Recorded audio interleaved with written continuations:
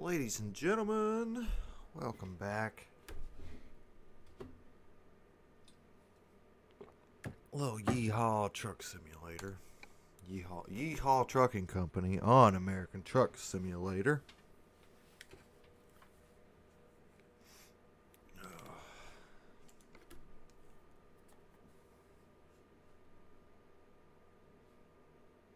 Yeah, whatever.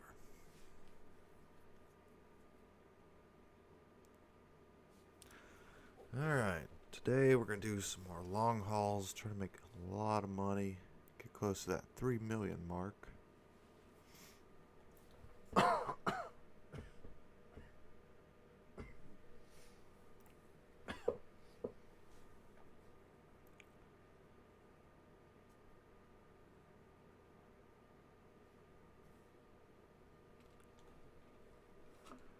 Okay, where are we at? We're in Gallup, that's right.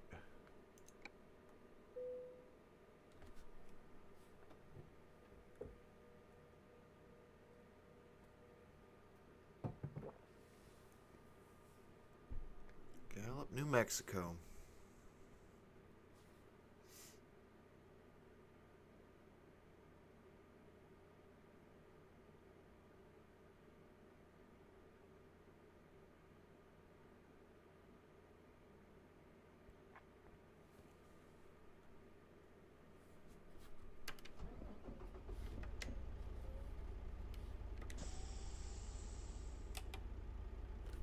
See how our truck's doing.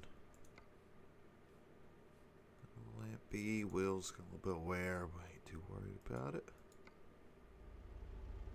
Alright, now, what is on the market here?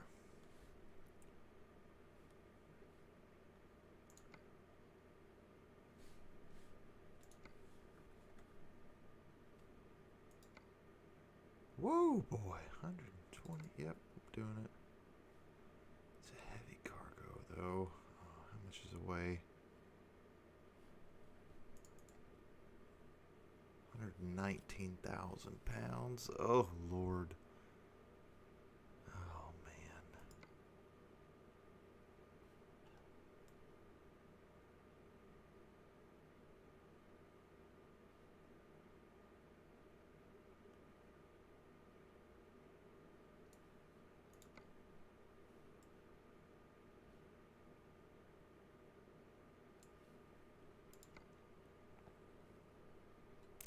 I really don't want to do one of those big ass ones first.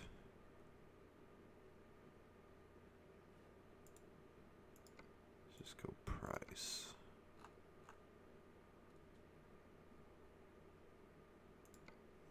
Lumber.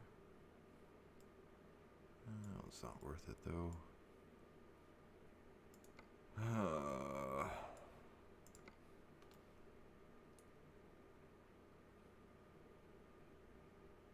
Whatever, we'll do it. Damn it. It's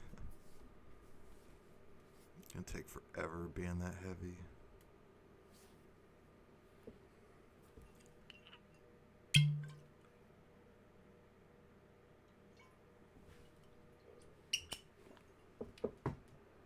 There are those who would like to see you fail in your journey. That's not going to happen on my watch. Let's go.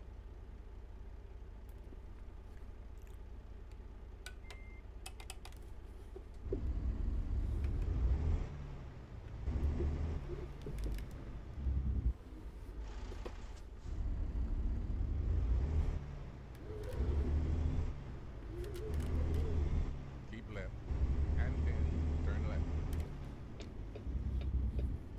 Roger, Roger, Morgan.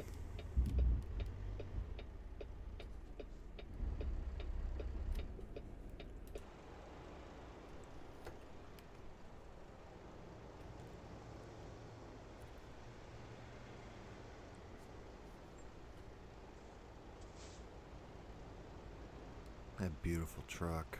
Oh boy.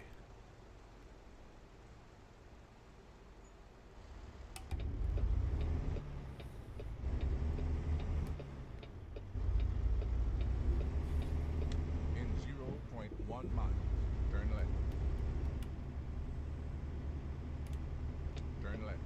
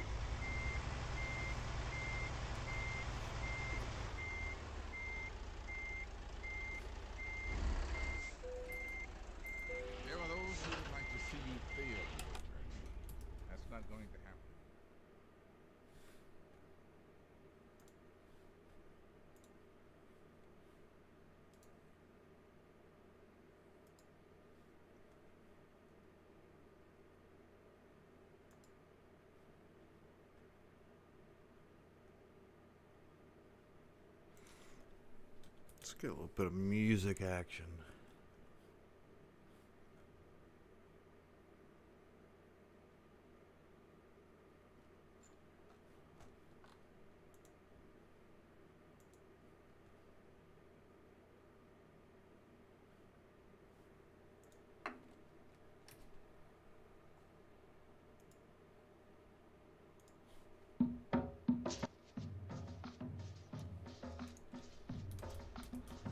Okay. All right.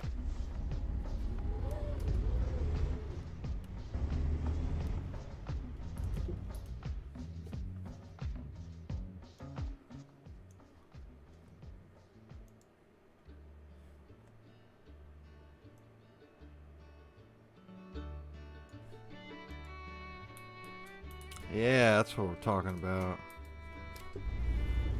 Alright. We hope everyone had a wonderful day.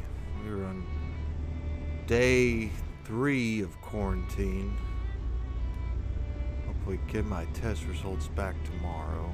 Well, most definitely should, I would say.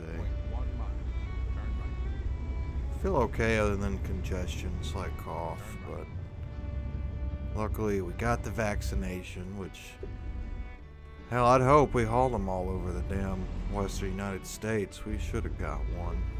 Should have gave us 2. Well, they did give us 2, but they should give us the shot 2 times, you know?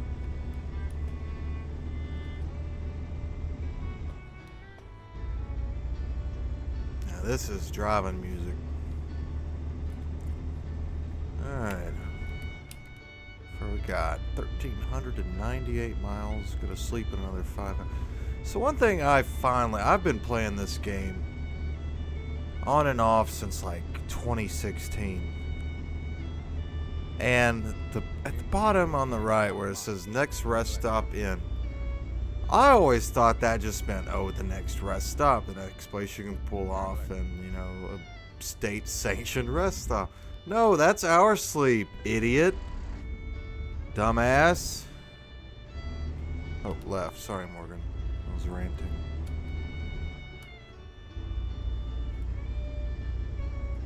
Let me get this volume a little softer.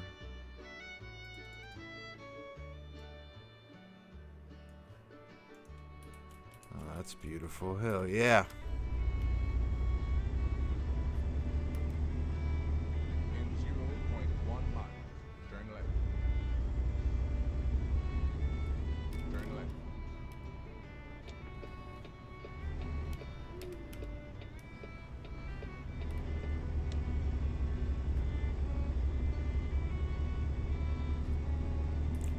We're taking the right path here.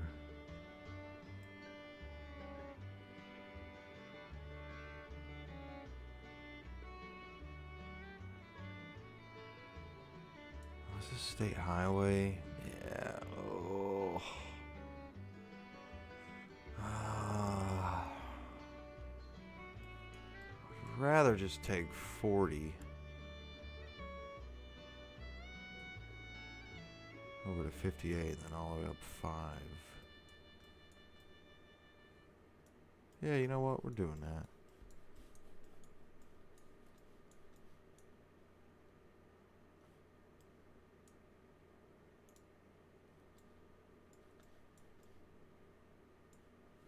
Actually, no, let's not do that. Let's just go the... Oh, where'd it go? Oh no, lost my marker. Oh, there it is, we're done, okay. There are those who would like to see you fail in your journey. That's not going to happen.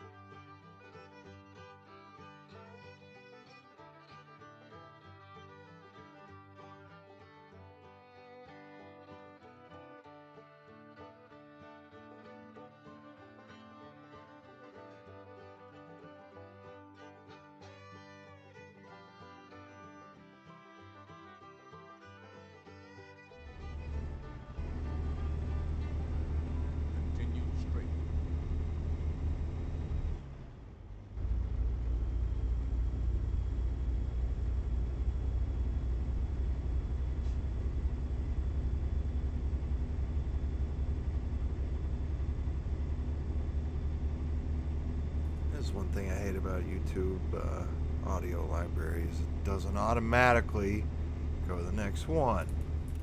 Okay.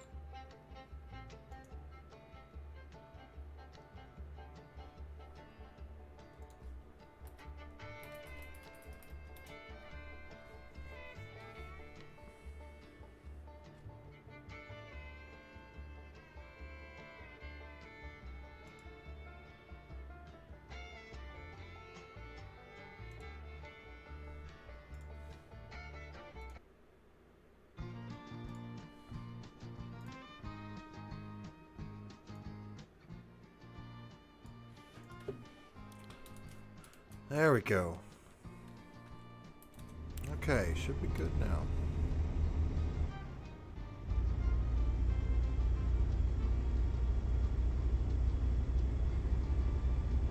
Beautiful open road. We're going like 4 miles an hour.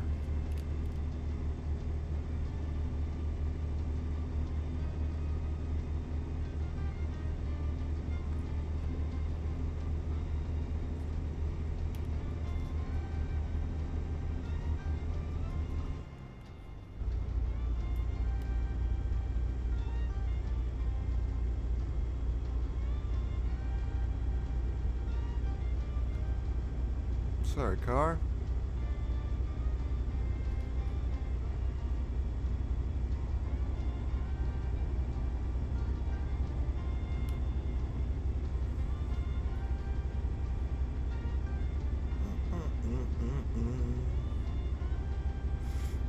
Oh gosh.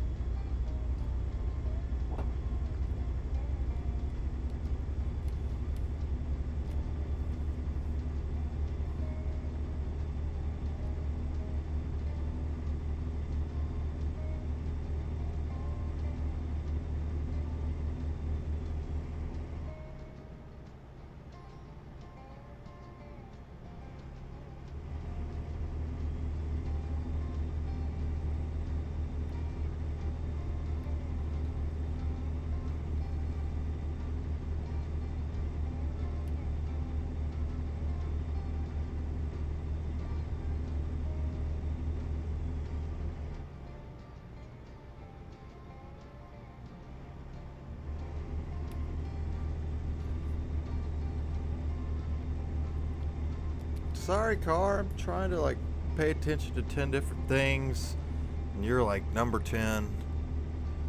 It's probably number 11. Okay. All right. We're in a lane now. You can pass if you want. I'm promising we won't slide over there and hit you, but we'll see.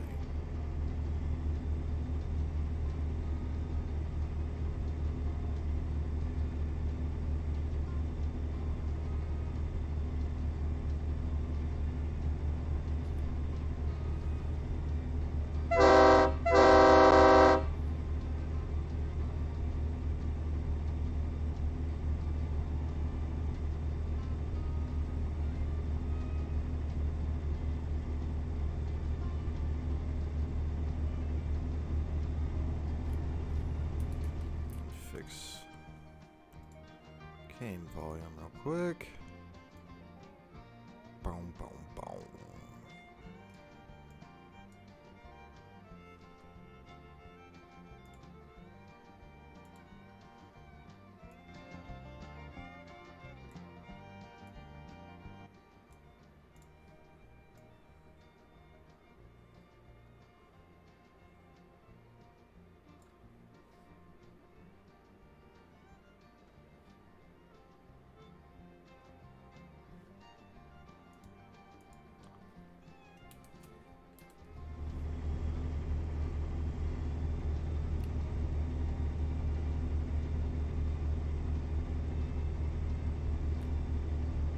Alright, we're 1,327 miles. Gotta sleep in 3 hours. I'm gonna have to refuel too. Let's go ahead and scout out her stopping point. There. Close enough. There are those who would like to see you fail in your journey. That's not going to happen. Let's go.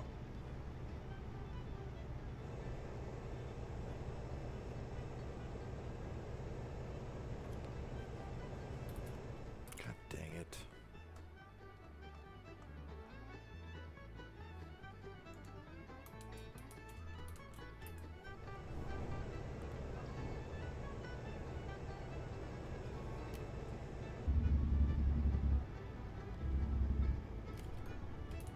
Alright, last time, I promise.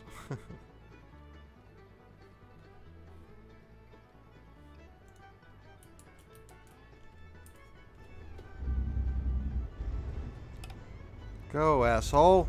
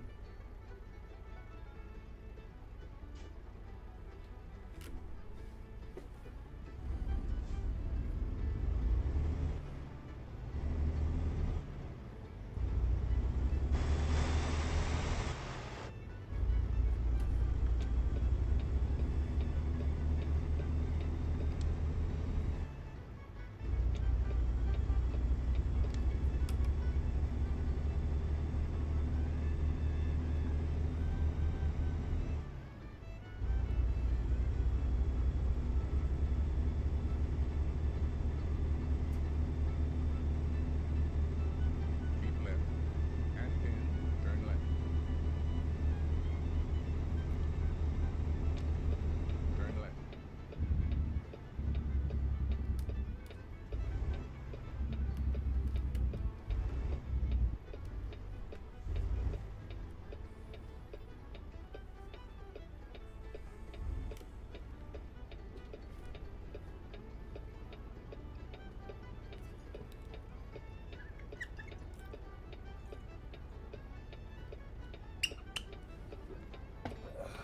Whoa.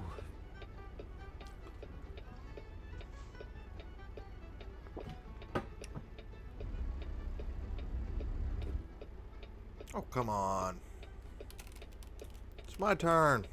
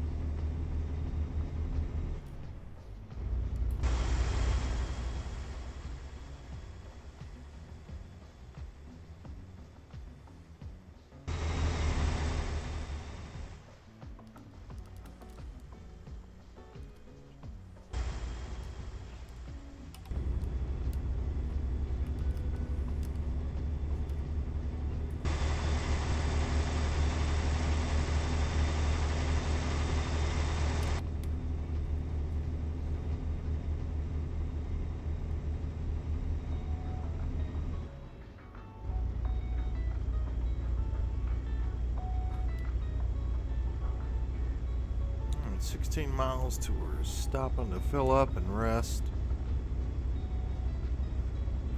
We're here in colorful Colorado.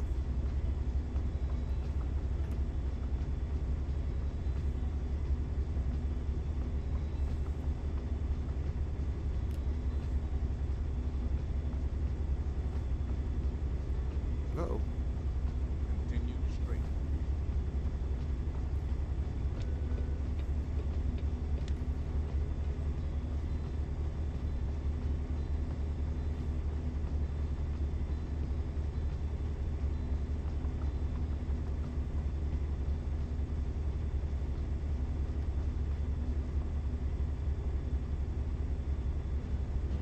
In 0.1 mile, turn left. Where are we stopping at? What's this? A Chevron? Turn left. And 10. Oh shit.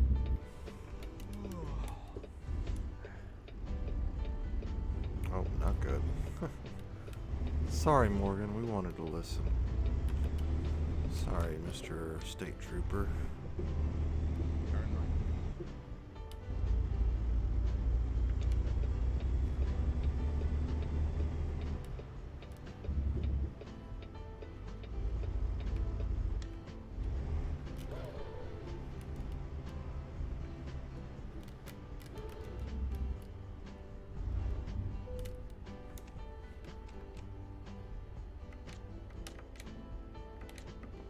We'll get the buttons right eventually. Alright, engine off. Let's get out and fill her up. $2.17 a gallon. We like that.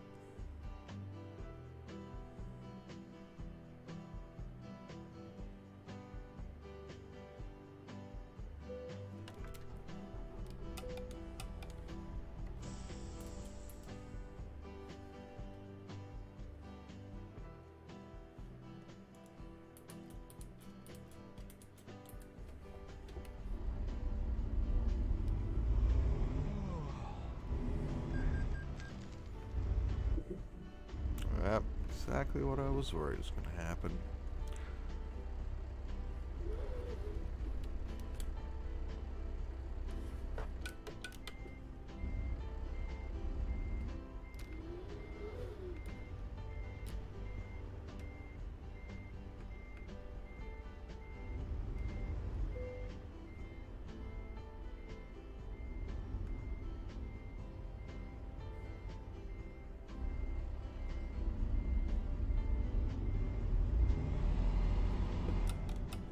Oh no, not this shit again.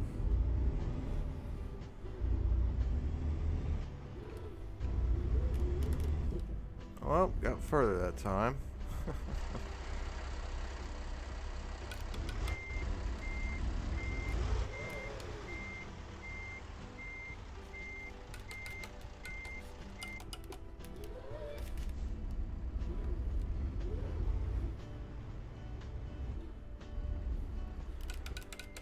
Oh my god, I hate these goddamn pumps so much.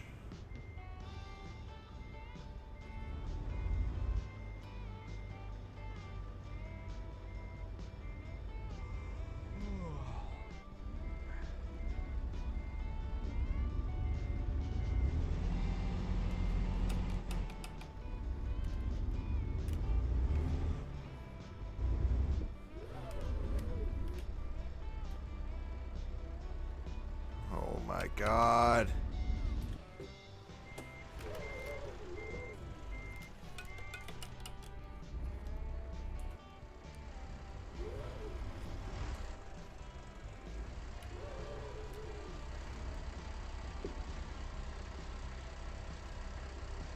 I don't understand. Like, what?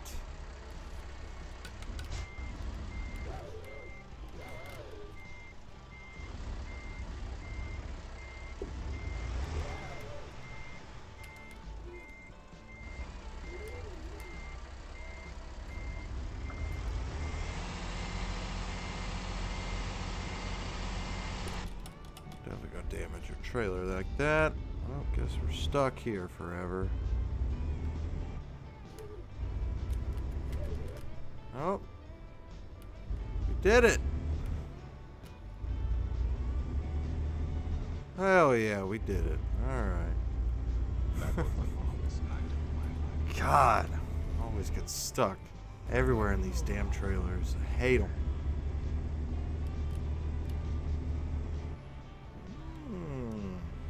Okay.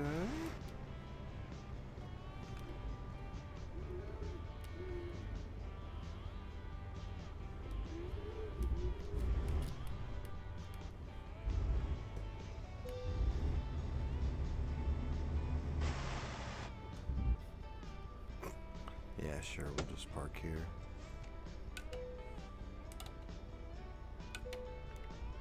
Alright. Night night.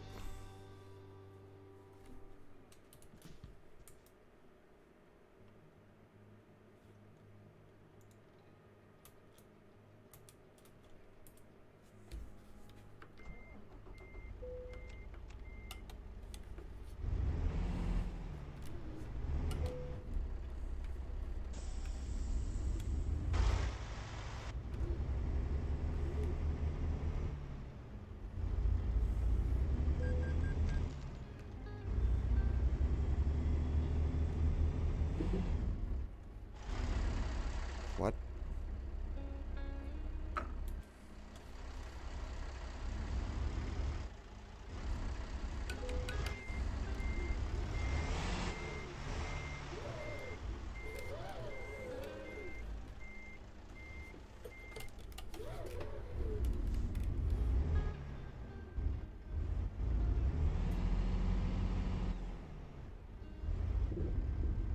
What the fuck?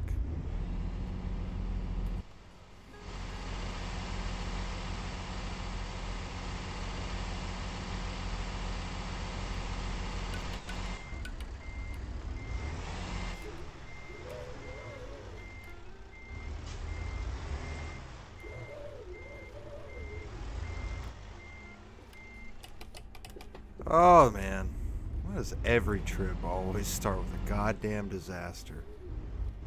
Every single one.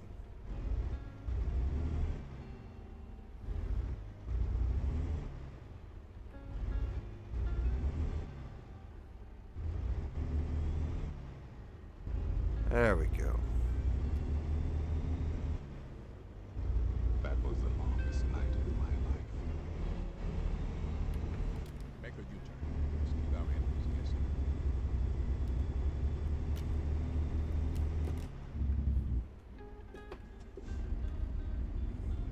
Turn left.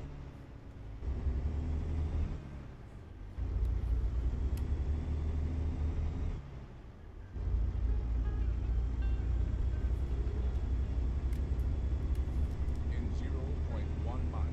Turn left. Turn left.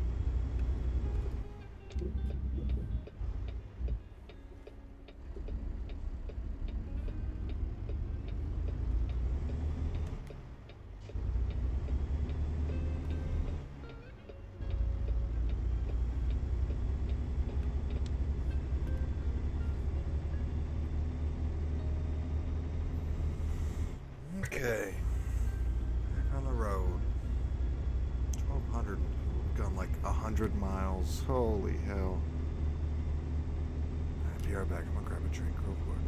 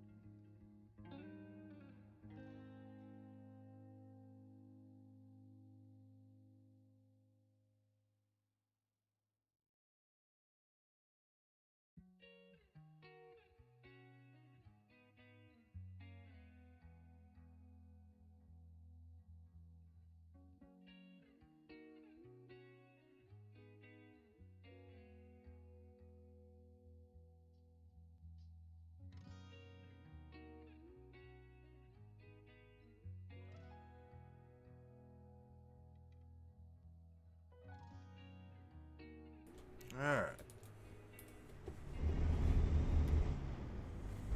So we don't have to sleep sleep again for another 13 hours and 37 minutes. Of course, we wasted half of that, or the half an hour, and trying to get out of the goddamn parking lot there. Or I should say the field in front of the parking lot, but we finally made it.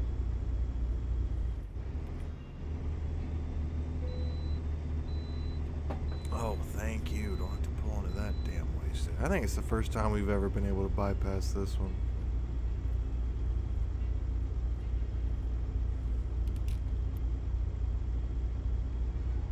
Continue straight.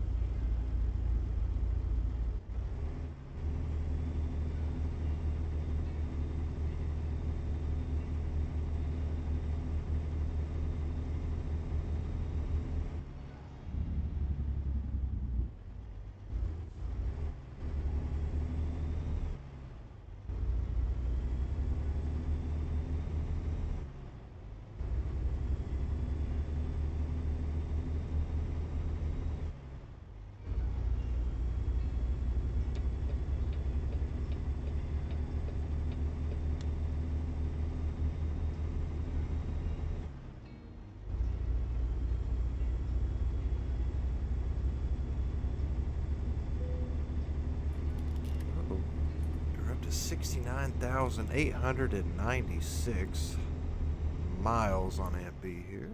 Of course, a palindrome, same forward as it is backwards.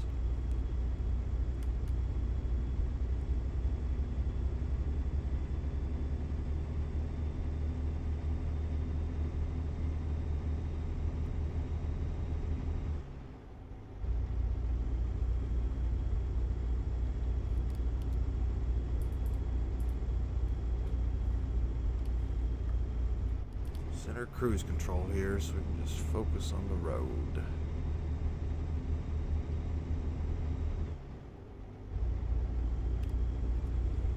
Get the music turned up just a little as well.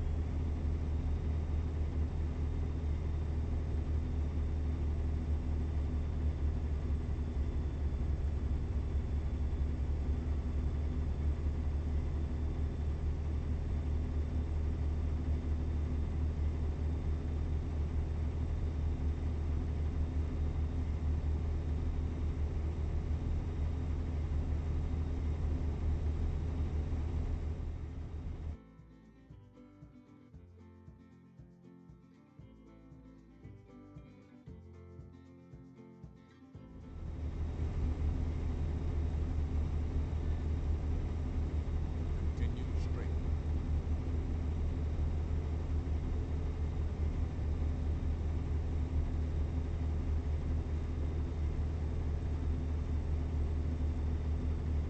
So we are, from what I presume, due to the progress and the marketing of it, just a couple of weeks maybe from the next American Truck Simulator DLC. That's right, Wyoming coming out. So excited for Wyoming. Spent some time there before. Love Wyoming. Beautiful state. Not a goddamn thing to do, but that's okay. Not every place has to be full of putt-putt and bullshit.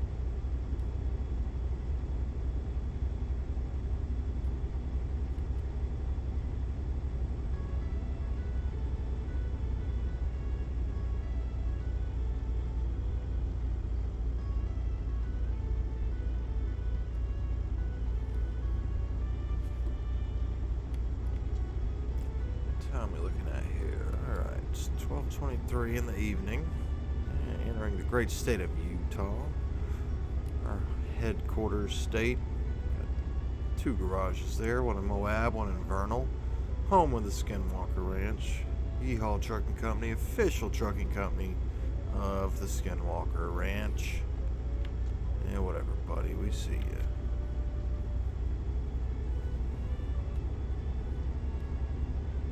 Okay, got 1,200 miles to go. On this log stacker. See the stack some logs.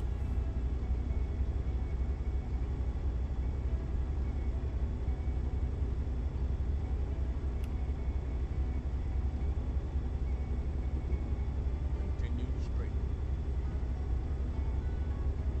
Keep right. And then turn right.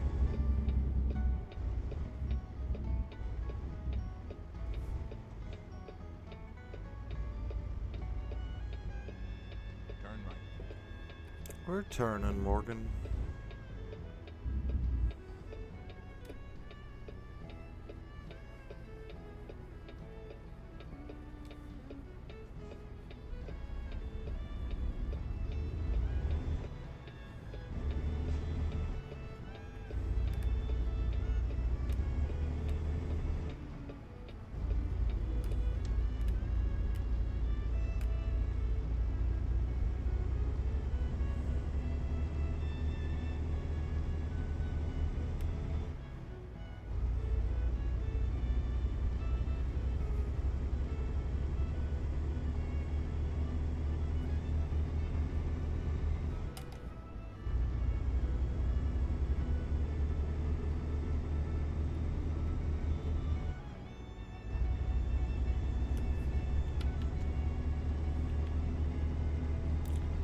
Approach that 70,000 mile mark. Another milestone for Aunt B here. Our ever so beautiful, wonderful first truck we ever owned.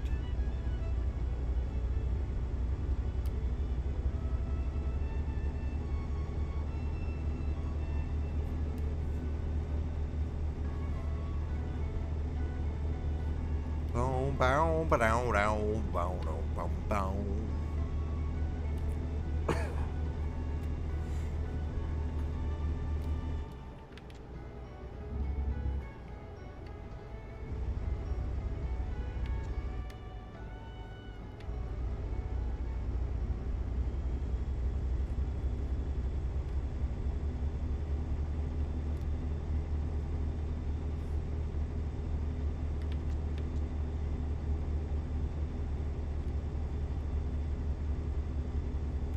Miss it.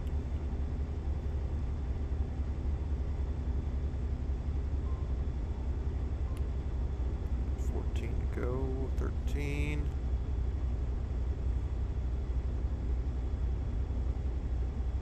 Everybody wish Aunt B a happy 70,000 miles down in the chat. Wish her 70,000 more to go. Go, 8 to go.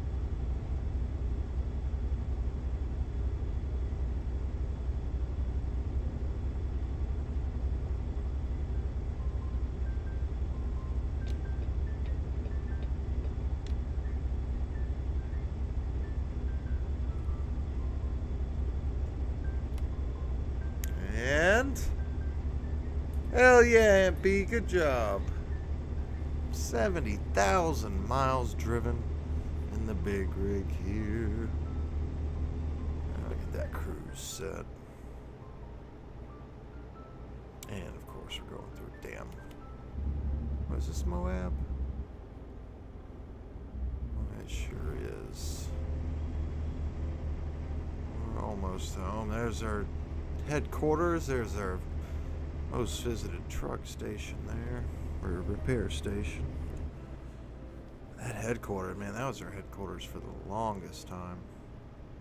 So about the one up in Vernal. Now I think what we have 4. I believe we have 4 of them.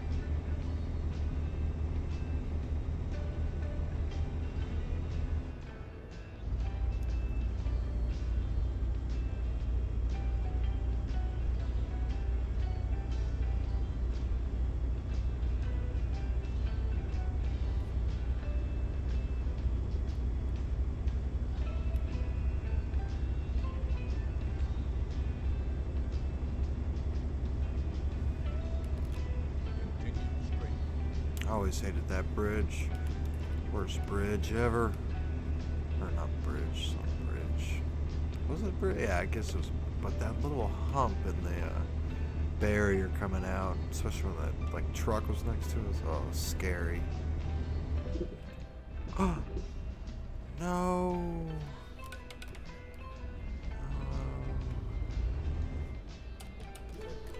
Get stuck on, I wonder. Surely not one of those little barriers. Those little stand-up thingies. Oh, it's gonna take an hour to get up this damn hill. Alright, I don't like how some of these songs are soft and quiet. Damn annoying. Just like Tony, man. Maybe it's us. Maybe it's not these people.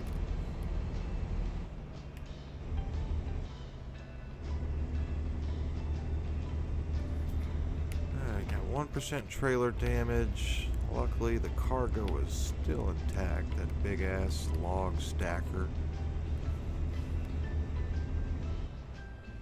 Bow, bow. Come on, MB. Let's get back on track here. About 10 hours before we got to sleep. That'll get us about 10 hours away from our destination, so that's good. We got 1,140 miles. Boy, we have gone nowhere. A little over 200 miles driven. Oof.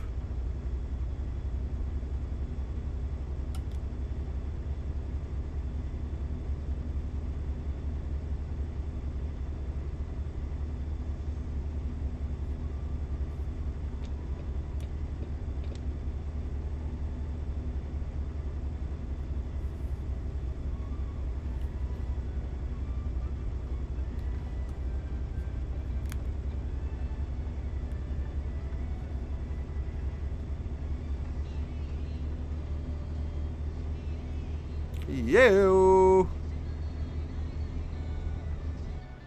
Keep left. And in. Turn left.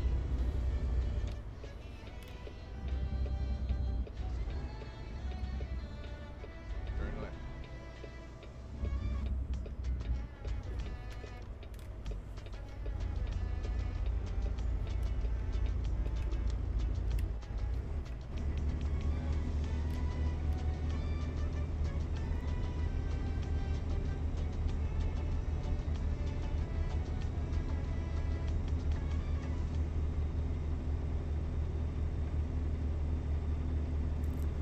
So we got 10 days until it's football time in Tennessee. We got a game on a Thursday, playing Bowling Green. Thought about doing I don't know if I'll do a week by week or a season, just a season preview. I think probably week by week would be easier because the season's going to change. But having my friends on, going through each team and game, but I guess we talk about it now. So, Bowling Green sucks. We're gonna win, okay? What you want to see? Don't give up big plays on defense. Absolutely no long touchdowns, none of that. If they score, they need to score 3 or 7 points, and it needs to be on a bullshit last minute, get your backups in situation. I mean, your starters, you just have to just go out there and look like you're playing 6th graders, pretty much. If we don't, it's gonna be a long ass season.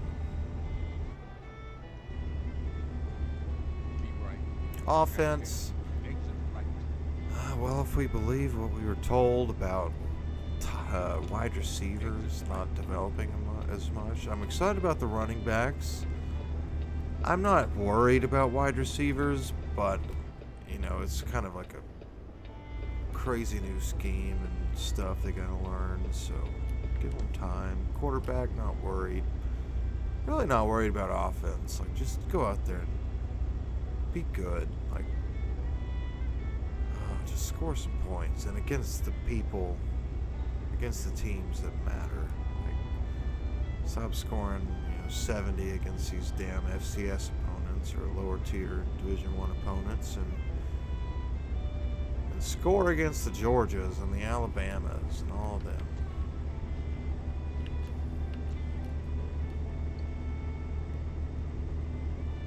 'Cause that's what matters. Beat Florida in Florida, damn it. We'd build a statue for Heupel after year 1 if he did that.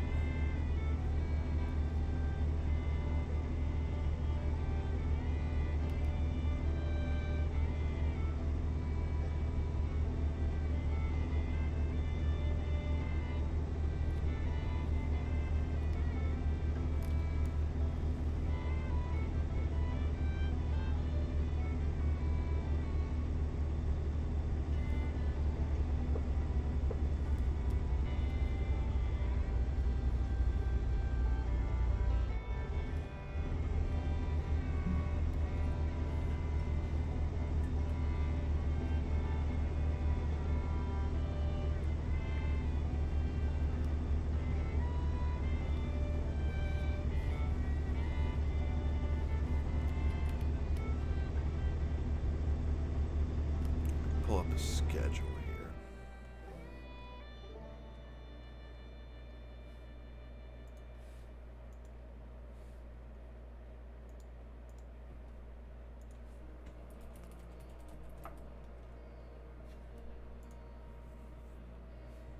So Bowling Green, then Pittsburgh.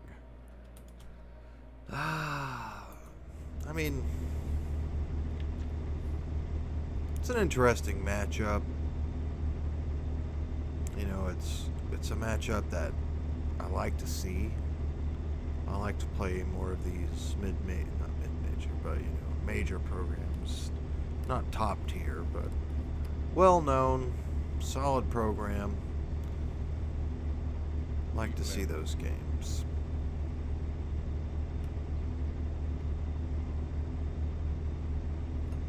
But, I mean, it feels like they are what we are in their respective conference, so it'd be a toss-up, but I think in the end we should. I mean, if our defense has any bit of competence, playmaking, then we should beat them. Definitely, I think.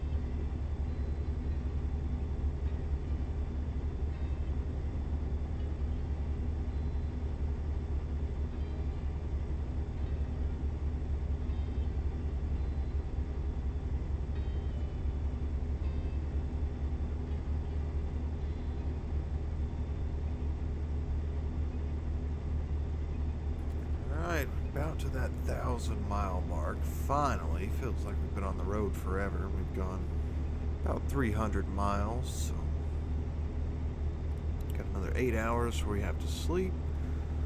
Good on fuel. Let's make the most of that. Let's put her wide open and let's get on with ticking some of these miles away here.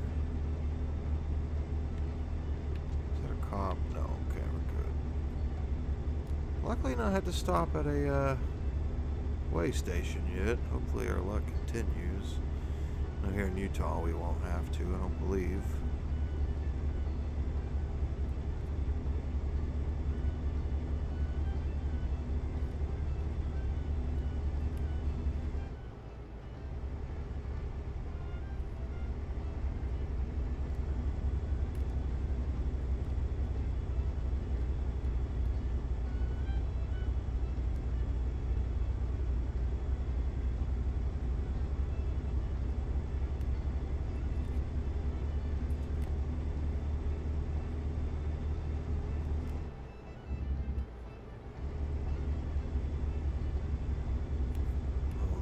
Is this that stretch of road?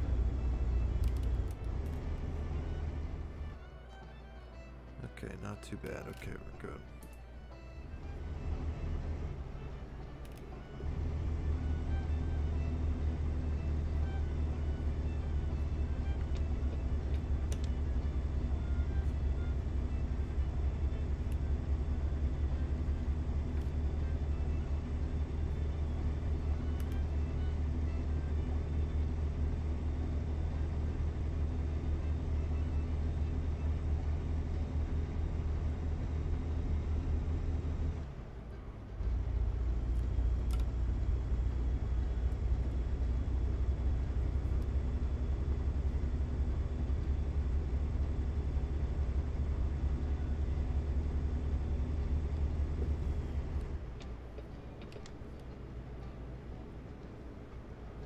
Set our cruise control just in time for these damn cars to mess it up.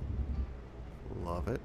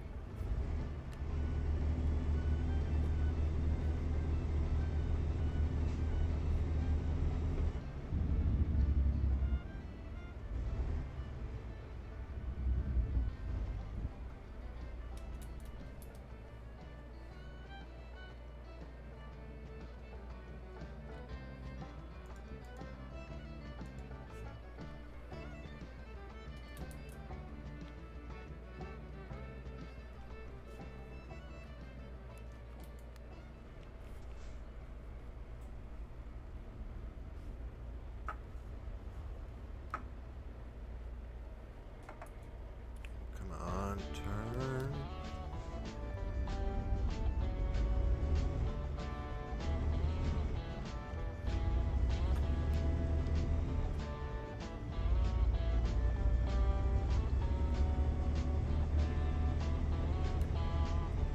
Gosh, darn it.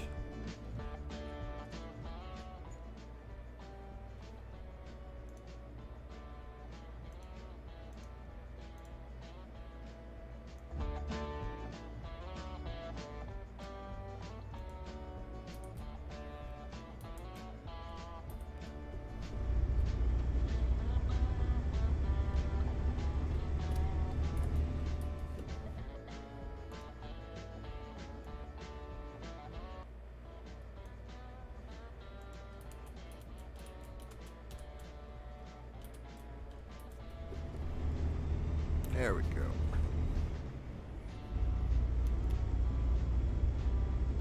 Sidecar.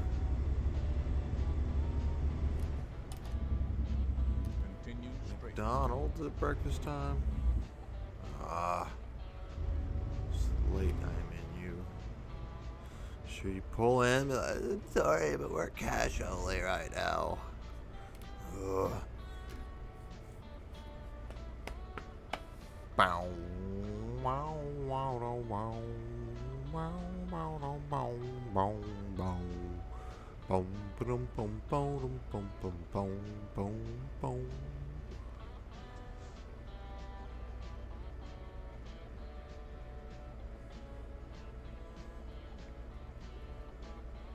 My God.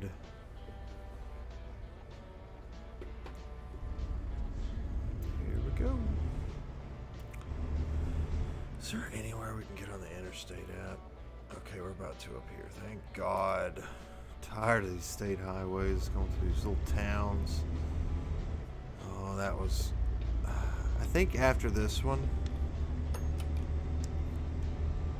maybe I want to buy a new truck to drive. Hand Aunt B over to somebody. I think.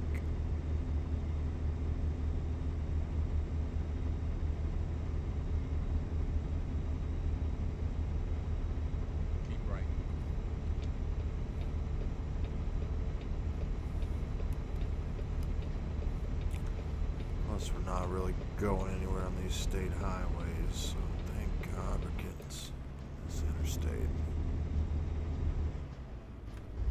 I'm sure we're taking interstate all the way. 15, 84. Yes. Okay, sweet.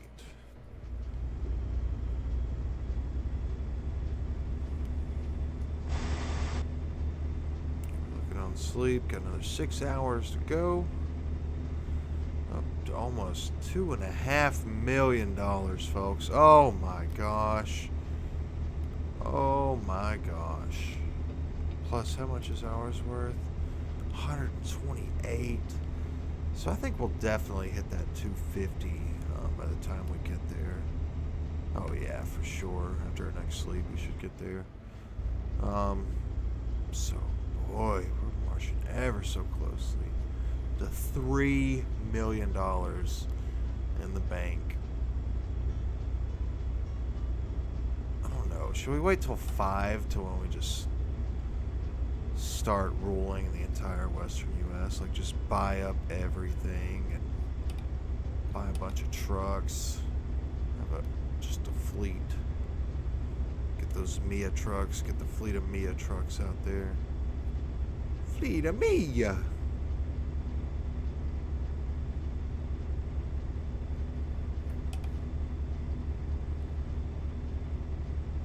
Well, actually, I don't know. I mean, I think we're in a position now. Like, if we bought a garage and 3 to 5 trucks, I mean,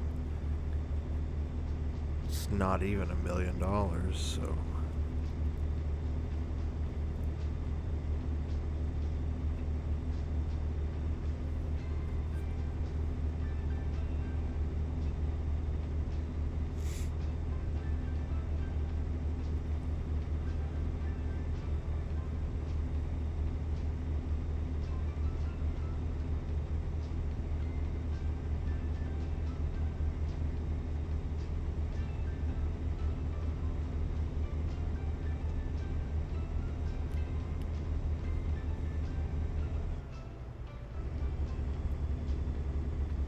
Alright, we under 900?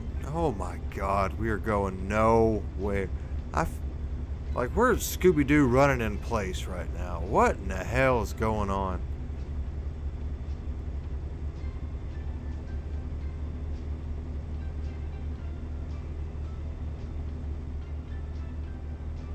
Keep left.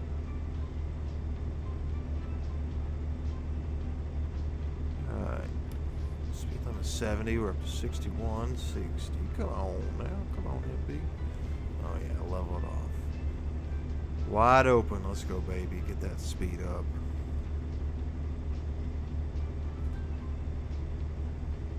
Get some action shots of the old girl here. Woo! Stay in her lane. There she is.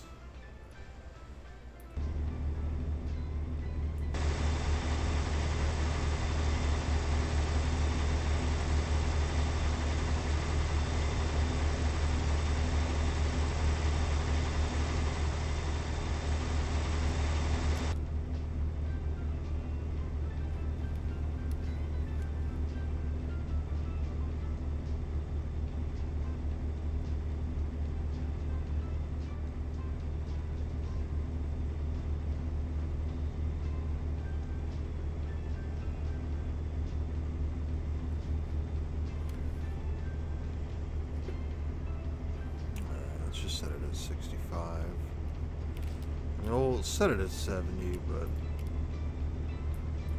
wait, I forgot we can't. Wait. Well, that is okay.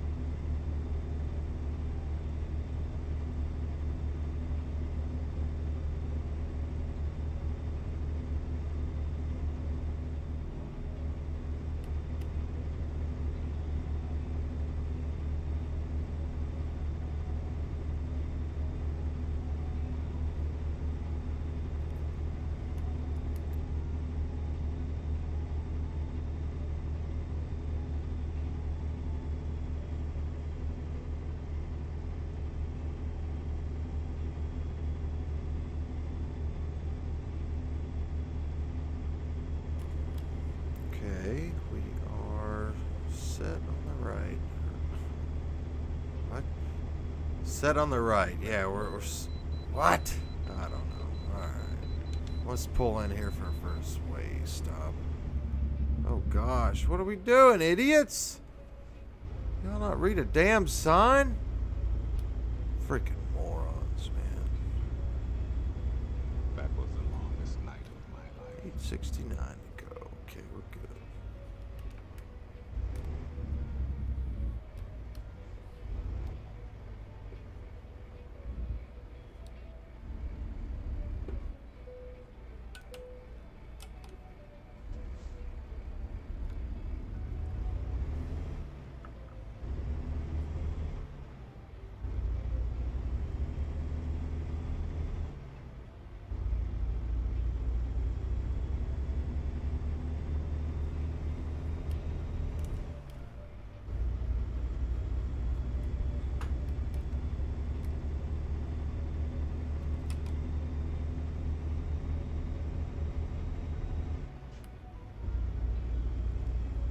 Keep left.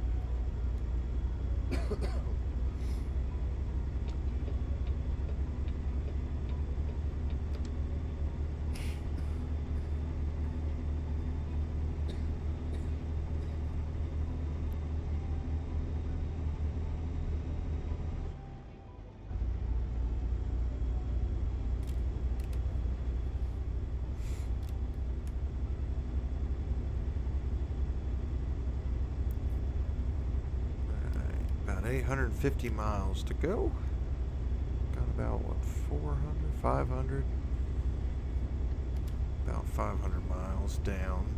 So not too bad. We are making progress. Need to calm down. It's okay. We gotta sleep here in about 4 hours, okay?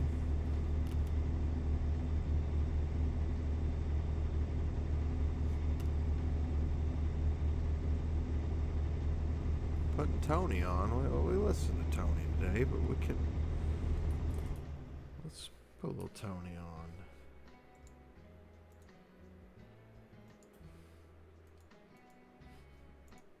Bow-down, bow, bow,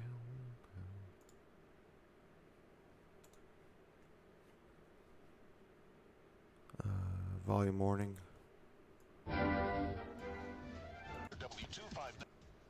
So today we're going to have some fun. Hopefully we're going to go in and out on you, out and in. Josh Heupel today at noon.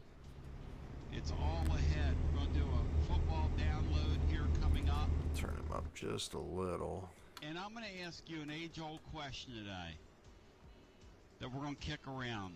What is your floor for Tennessee this year, record-wise? What is your ceiling? And can you feel it? The vault. It's all ahead. On your Monday, don't you dare touch that dial. Brian Hartman in studio. Don't touch it. Bad. Don't you dare touch that dial. It is coming your way after this.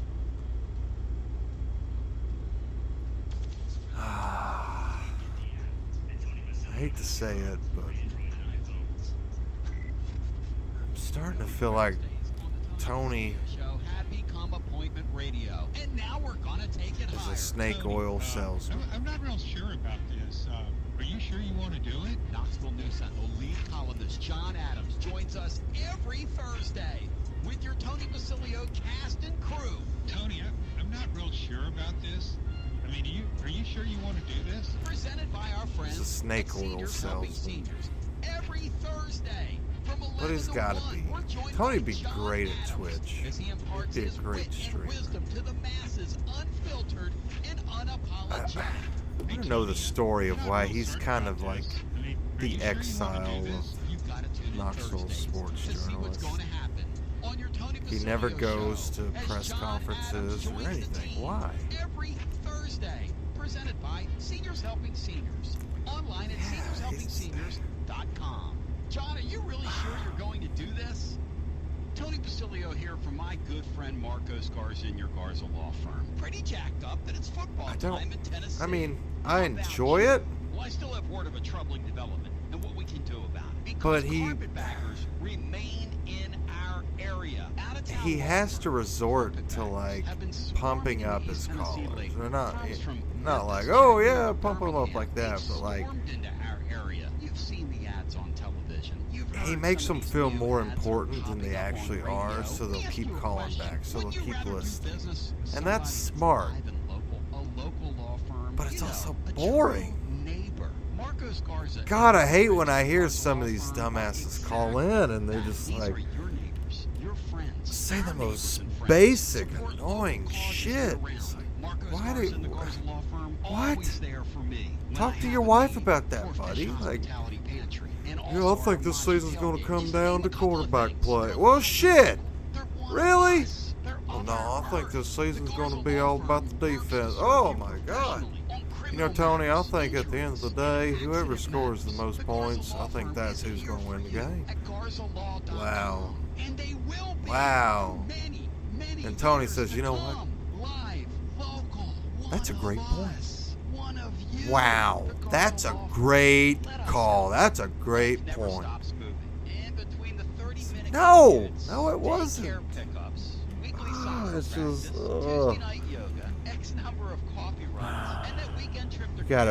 gotta work up the courage, get through the anxiety of calling. We gotta start calling. Alright, Tony, I know. I love Philly though. Yeah, he's just. That's the callers I love. Are the ones that are just real. Like Philly is real. Roger is as real as it gets.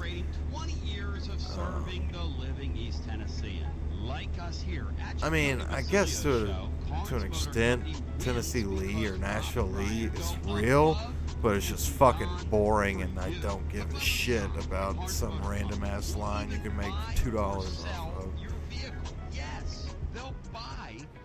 Your vehicle for you. Plus, warm weather's here. It's time to get your air conditioning serviced and get your vehicle ready for vacation with their certified technicians. And the best part, bumper to bumper, pillar to post. Who are the other callers? Titans Bill. Titans Bill's real. I mean, it ain't no way that man is playing a character as a gimmick. He's as real as it gets. Then you get the other assholes, especially the younger callers. God, I hate the younger callers so much. Tony, I'm just sitting here in my Toyota Tacoma, and I'm just.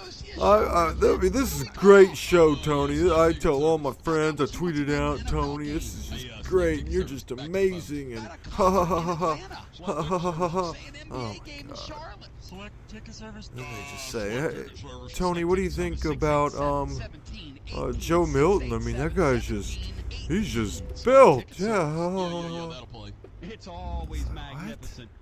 Called in for this? Like, and then what does Tony do? That's a great call. Thank you. That's a great call. Great points. Oh. Watch the Twitter feed. He's not even paying attention half the time. We love you though. No offense. No offense. 2 hours till we have to As we welcome you back. All kinds of great stuff planned for you this week on the program. The question is, and it's an age-old question, but the question today is, since he's on the road, he should just have his son. Put your son on. Team? Now, 9 and 3. 10 and 2. I mean, 10 and 2. Alabama, Georgia. You can win every other game on your schedule. I can't lie to you. I'm getting that's just the way, the goddamn way it is. You fucking hear me? A couple things I think you're going to find about this football team as we go. Oh shit. First thing I want to say before we get started today, and I meant to say this off the top. Yeah. Prayers up for our friends down in Waverly, Tennessee. God bless those people. Yep. That same God that sent those storms there. Bless them. Just a brutal, brutal thing that happened to them over the weekend, and I I can only imagine what that was like, and I never want to be in anything like that. None of us do. That much rain, that quickly. Oh my! I mean, wow! Just how powerful that is. That is just. So God bless that community. Prayers up to those people. Please let us know if there's anything we can do to help. If you're down that way and you're a listener to the program, and I mean that. Part 2. Hope you had a great weekend. Part 3. Bino's on assignment today. On assignment. His assignment is to call off the Braves. And Bino, if you don't pull the Braves off, and you take days off from your I don't know if I can listen to this here, I'll be again. urinated off at you. So pull the Braves off, Bino. That's your job. Today, Josh Heupel meets the depressed. And Brian Hartman, I will ask you, I'll ask the living listener, is the charade going to end today? Is the charade going to end? You are. And that's going to be the question. That's correct, Brian. Is he going to name a starter? Is what you're asking. Officially. That's correct, Brian. And then I'm going to go to the phones. I'll say no, he doesn't. Go to the phones. Get as many people in here as humanly possible. Do we know what Brian looks like? 5-200-5402. Let's crank it up with Farmer Charlie, who's up first with us. Charlie, how we doing, buddy? Pretty good. Trying to put up some hay before it rains. I remember Charlie up in Love it, Charlie. Morristown, right? Put up some hay, man. Andrews. I don't know, Yeah, so. looks like I might be able to get it done this time. Hell yeah. It's been a wet summer. Hey, how's... Hey, You need a log stacker, Charlie? We'll turn this sumbitch around, buddy. how's I'll tell you Benny, right now, Charlie? I think the best receiver in Tennessee's in my front yard right now. He's you'll catch that Can he deep ball he anyway you flat want out to go throw get it. it, Oh, I can't thought he was talking about his Dish Oh, yeah, Network he? receiver or He something. circus, that dog. He's got some ability. What the hell? There's a couple things. First off, if anybody wants to know how bad Jeremy Pruitt football is, it runs Benny. It run oh shoot, what's his name from Virginia? Who that? Oh, you know. Who's he thinking of, Charles Brian? Who's Southern from football. Virginia? Barney boy. Oh, Barney Boy. Barney Boy. Barney. Yep. Football run. Yeah, I'll move that satellite over my house here for about another 4 hours. I know him. Call Barney Boy made a Nassau. comeback the other day because now he is back. In fact, he's going to be he's going to be one of our guest hosts for the all-night extravaganza, which comes up in 10 days. Hard to believe. I listened to his call, and he's worried about that quarterback. I got a question for Dixie, and I mean, I know he's not on today, but for tomorrow, Yeah. he's watched more Heupel film than anybody, and there was a time where he had that quarterback, I think if I remember right, from that War and Peace novel he wrote, good, he did a good job, but he had a quarterback come in from Notre Dame whenever they had a quarterback opening, and I'm pretty sure that Heupel seen he wasn't getting the job done, and he put him on the bench and started some, lesser known quarterback that could get the job done. So I kind of got, like Brian said Friday, I'm not so worried about the quarterback mismanagement at all with this bunch as I was previous coaches. And I Well, you know what's funny? I was just talking. I was just talking to an insider. I'll give you, and we'll run that by Dixie in terms of, because that did happen. There was a guy they brought in from Notre Dame whose name escapes me right now, and they absolutely jumped over him when they saw he couldn't get the job done. But let's go back to Pruitt for a second. So I was just laughing with a source. They were telling me that the veterans on this team, secondary-wise, you're going to love this, Charlie. Pruitt had them so confused with what they were doing the last couple of years. He had all this exotic insane stuff going on, and they weren't retaining any of it. And that's why they looked the way they did at the end of the BYU game. And like Sean Sinclair said, they looked uncoached at times. But I'm really glad Jeremy Pruitt got to install a bunch of things that were, in his mind, he was coaching, and all he did was confuse his kids. Because the veterans on the team, they feel like they're going to be quietly one of the strengths of the defense, Charlie. How odd is it that last year, whenever this whole deal ended, his deal ended, we thought that we Boy, had the people I'm plenty of most excited quarterbacks, and we about, thought we had plenty of wide receivers, like, and our secondary is going to be junk. the secondary is going to be good, I think we're okay in the secondary. I'm excited to see these transfer linebackers and some of these people that didn't get to play last year, the last couple of years. And I'm also excited for some of these defensive linemen. Simmons is back. Now there is some concerns that he's got to do some things to get better. Byron Young, boy. Woo. I think he's going to be a baller for us. Excited to see him. Real excited. And I said, this Pitt team's pretty good. I said, Sammy, that's going to be a real ball game. And he said, yeah. Said, we ought to beat them by about 2 touchdowns. And I said, Sam, their quarterback's going to go in the NFL. I said, they got a running back's going to go in the NFL. And then the rest of the team's all seniors. And he said, I understand that, Charlie. He said, but if we don't beat them by about 2 touchdowns, then we just suck. I mean, is he pulling my leg or and he's been telling me, he said, what you've seen about football is totally different. The way this guy runs his football, you know, because I've been worried about the defense and everything. Sammy's been telling me defense ain't going to matter.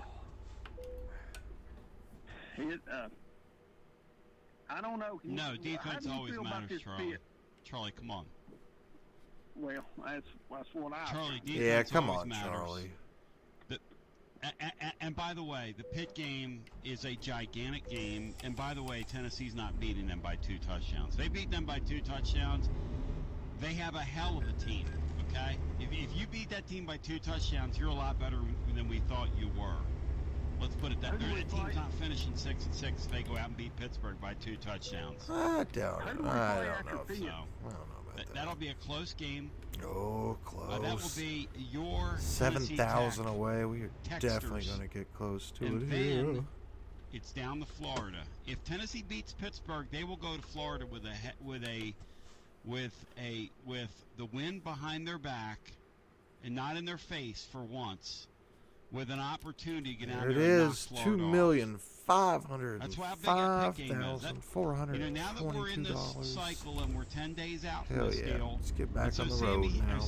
So Charlie, my apologies. Here's the question. Actually, What is the floor for this football team in your mind in terms of wins, and what's the ceiling, Charlie, as you look at it right now?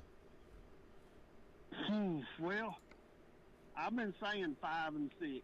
You know what I mean? Was a good, and I think 6 and 6 is. Yeah, you got 12 games. Okay, right. It's hard to Okay, wrap so we've got my, 3 hard spots to wrap my available. mind, around us winning much. We had 27 players transfer out? Yes. So it's just hard for me to wrap my mind around wins and losses.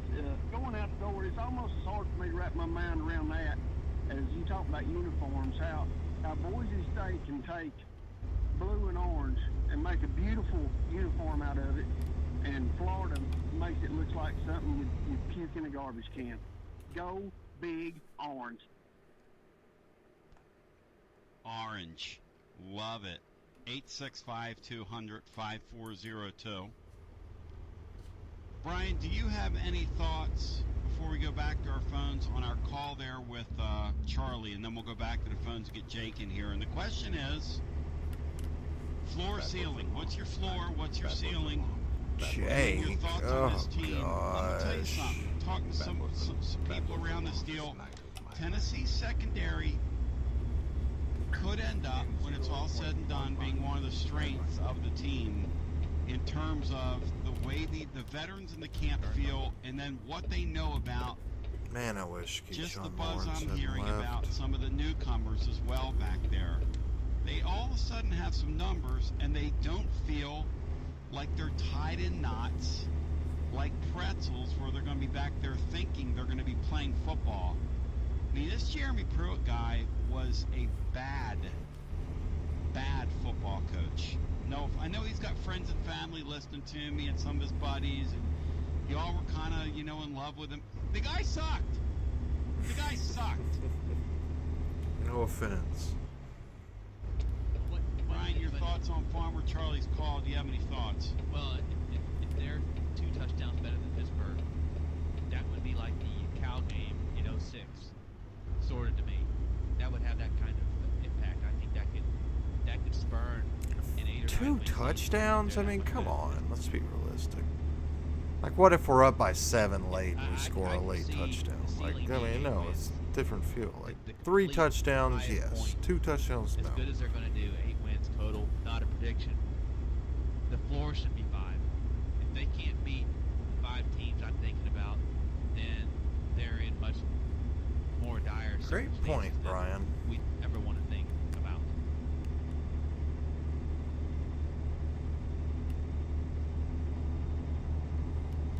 As it looks like we have some connection issues with Tony here. Tony, you there?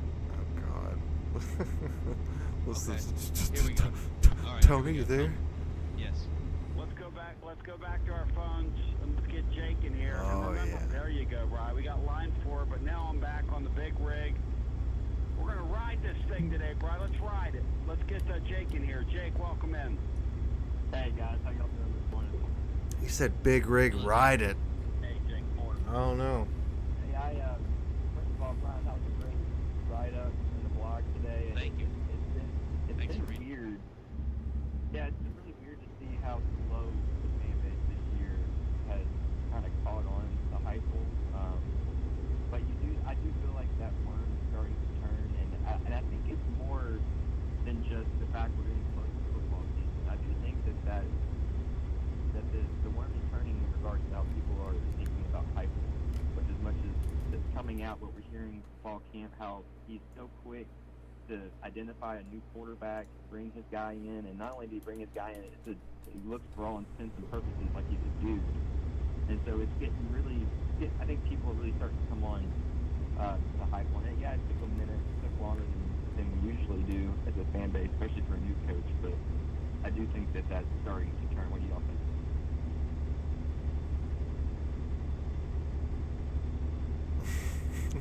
Yeah, I think that's a good point. And here's the thing about it. What's really helped is exposing him to people. And I think what's really helped their fan base is hearing the competent tone that's come out of camp, which is a really great advertisement for not taking your light and hiding it under a bushel, but letting people see your light, shining your light a little bit, pushing it out there, making your fans a part of this. All right, got the cruise And I control think set, folks. these We're looking at guys have struck a real 595 nice tone miles with this to go. because Good surely on sleep, good They on have a fuel. competent coaching staff, and Just got to drive now. like Charlie was saying, we've had a lot of losses 11 this hours season. to get We've there. also had some pretty good newcomers, though. Yeah. What is bringing in a quarterback like Joe Milton, if he's a hit? Now, we don't know whether he's going to be a hit or not. I've been kind of agnostic on that. I haven't taken a side as to whether he's going to be a impact player, because it would be foolish to say that, because they don't even know yet whether he's going to be an impact player. But Jake, this new defensive end they brought in, this junior college guy, hit. 2 hits in the secondary. Yep, We already Byron know Young. about. Young kids are Yep. going to play right away. A couple of these newcomers at running back are going to be absolute hits. So there are some things to hang your hat on, addition-wise, heading into this camp. It wasn't just all losses. Yeah, But this team's got to stay healthy. maybe Heupel is Go ahead. I'm football sorry. Oh no, you're fine. I was just saying maybe Heupel's the football version of, an Eric Musselman at Arkansas, who he's going to be the guy that's going to be just lived in the transfer portal. I mean, he did, I think, way more in the transfer portal than any of us expected him to. Yeah, he lost a lot. That was really kind of out of his control. But what he was I think the control of, biggest he thing really is took that advantage of. we got Yep. people We that can we expect that needed. next We didn't just 2 to take, 3 oh years, yeah, getting you're a blah really blah blah. Yeah, high hey, we quality need you. Come guys on. that are going to make an I impact. love that. That's going to accelerate our rebuild tremendously. Another thing that Yep. when you talk about the worm turning in regards to Heupel, I think another thing that's starting to turn, and it's something I'm going to be interested to see in Heupel's press conference today. If you can talk Call about Jake. it. And I don't know if y'all are seeing the same in y'all's circles around, in y'all's community, but I know that there's been a lot of people around me here lately that I never thought would get the vaccine that have started to get the vaccine. They're starting to come around, and that's been encouraging. And so I'm going to be interested to see, what are the Yep, numbers get like the shot, folks. on the team, if that's improving. Get the And- shot. And hopefully we're getting to, Don't good know spot what's with in that it. Oh, we'll go picture. take out some goddamn If food that from your makes- freezer or your maybe refrigerator. Google, Look at that have nutritional that information and tell me what half that fucking guys, shit I appreciate means, the huh? time. Shut the fuck up and get the shot. Fucking idiots. Thank you. Yeah, I would hope they would get to 100%. I think it's kind of funny that athletes Tomorrow, will put all kinds of for us, it's supplements gonna in be their body. They have COVID no Watch idea what these 2021. things are. Get our Some of test them will results take back, steroids, hopefully. No offense. but Possibly they on will. Wednesday, but we hope not. But then God they're going to say, bless. well, I'm not going to take a vaccine. It's not proven. But you'll take Yeah. literally Get horse 'em. steroids Yeah, get him, Tony. and shove them in your body. You have no Shove him idea up what your they- ass. Tell People him. will take all these odd But, treatments you for know. COVID that they don't. Yeah, instead of just pool getting cleaner, vaccine, hydroxychloroquine, or whatever. which is odd. Yeah, it's Pool cleaner. cleaner. We look. I'm not judging Aquarium anybody, but cl- that's an whatever the fuck observation, and that's an cleaner. irrefutable Holy. observation. Some of these athletes will take all kinds. They have no idea what they're taking, Yeah. but they take them. There's very little science behind a lot of stuff they put in. That they find at somewhere, whatever place, over the counter, or somebody tells them about something. See, I'm dealing in facts here. And they'll take, and I'm not trying to start anything here, because it is what it is. No offense. But, Saw Jake, the you're University an of ear-to-the-ground Minnesota, guy. I'm an ear-to-the-ground guy. since the Pfizer one got full FDA approval today, have mandated all their students to get vaccinated. So it's going to be interesting to see this Fear of play losing out my across signal. We America. come up on Roanoke. I've got a fear I've of got a that. fear of that. Yeah, I've got a fear of I've got a I've got a I've got a fever of I've 102. got a fear of fear of my next call. my next caller. Because I've got a Because fear. I've got a fear here today, and he deals in fear. Let's get Florida in here. Florida, welcome Hey, in. Good afternoon, guys. Hey, Florida. good afternoon. Hey, how you doing, buddy? I'm my friend. What's going on? Tony B, I just want Florida, how you doing, man?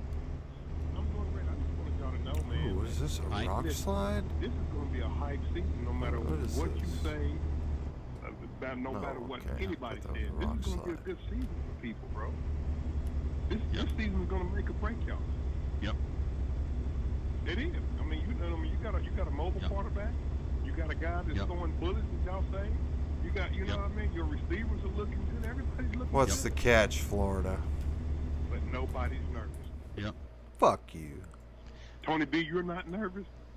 Florida, in your perfect world, hey, Florida, now be honest with me, because I don't think Tennessee fans understand this. In your perfect world, the Vols go to Florida 3-0. See, I know you and I haven't had this conversation. I know you.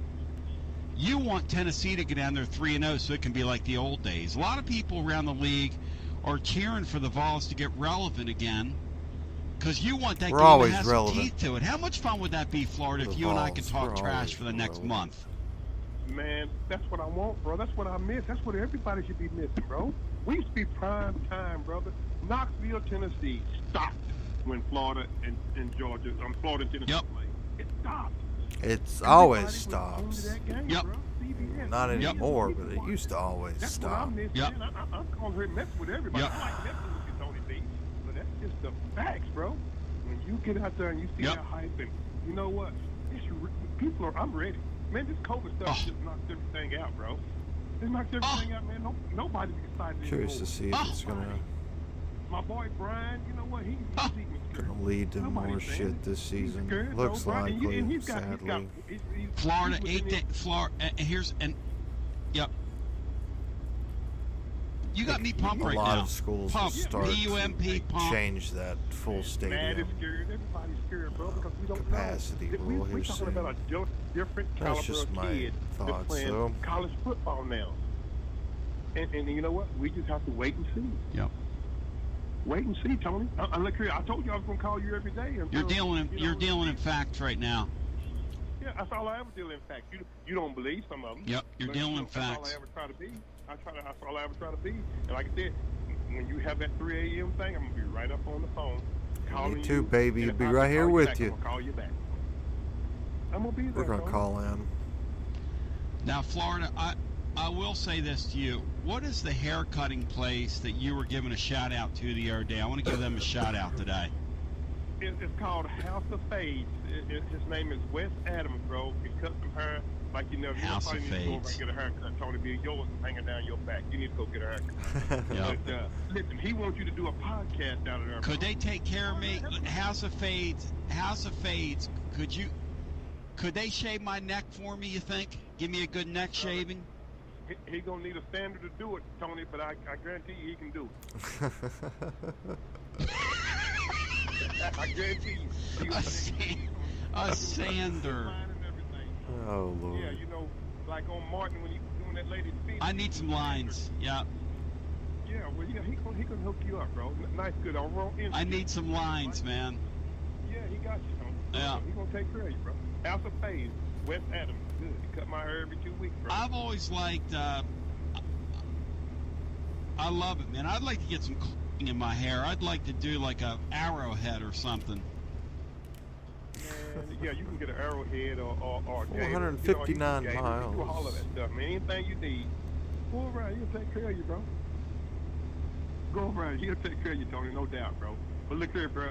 Let's just get excited, man. You got less than 2 weeks away from the football season, bro. Let's go. Let's go. Let's get hyped. Tennessee fans need to get hyped because you know what? You're going down there playing one of the best teams in the country. Get hyped. Buddy, I'm hyped. I can feel it in my blood, man, and I appreciate the call. Great call from you today, Florida. For one time, you didn't let your fear override your phone call, and you had a good phone call today. So you get credit for that. Oh Lord. Yeah, I got you, man. Oh, Lefty no. looking at you too. Thank you, bro. Alright, let's get over. Oh God. Well, Lefty wants tickets. You know, that's what he wants, tickets. Where's my ticket?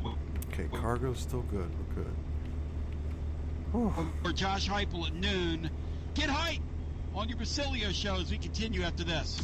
Spread the word and get the app at TonyBasilio.com for Android and iPhones. Your Tony Basilio radio family is so excited about the Josh Heupel era at Tennessee that we've decided to celebrate by staying up all night.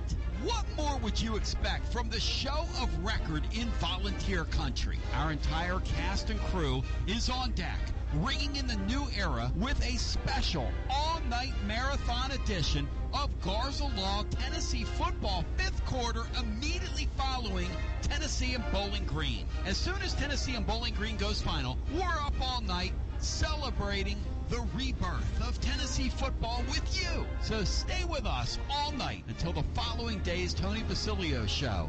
Everybody will be heard.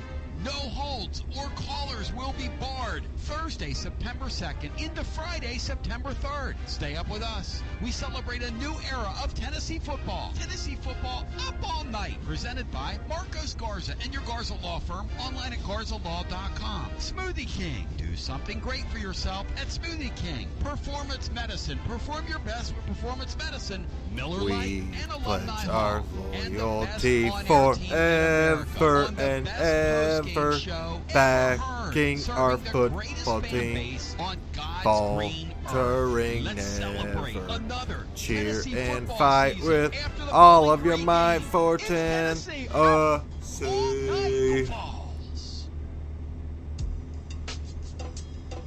TB here for Cedar Bluff Plumbing, a live and local company that's been serving our area for over 32 years and counting. plumbing because company every with a customer fucking counts, and I porno mean, music. No job is too small. Cedar Bluff Plumbing just voted #1 by City View magazine because multiple plumbing experts are on call to serve all your plumbing needs.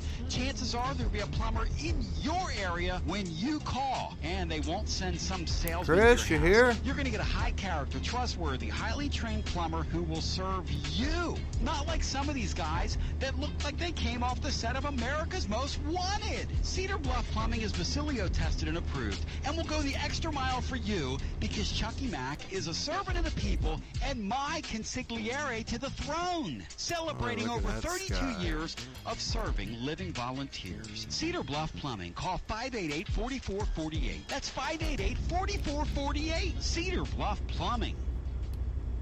It's football time all over East Tennessee, and you don't want to cook. So for your next tailgate or football party, let Calhoun's handle the heavy lifting. Visit any of Calhoun's 9 East Tennessee locations on your way to the game and pick up a Calhoun's Feed 5 or Feed 10 family pack. You already know nothing goes better with football than Calhoun's world-famous barbecue. Now you can get the Calhoun's Feed 5 or Feed 10 family pack with amazing barbecue ribs. please don't make us Calhoun's stop. Feed 5 or Feed 10 family pack is a touchdown in a Yes. box. And now with Calhoun's barbecue or ribs. Add the buns, Smoky Mountain baked beans, and creamy coleslaw, and you're winning. Calhoun's even throws in the plates, napkins, and utensils for an easy-to-carry box. And the best part, it's just under $6 per person for the barbecue. Calhoun's Feed 5 or Feed 10 family pack is undefeated.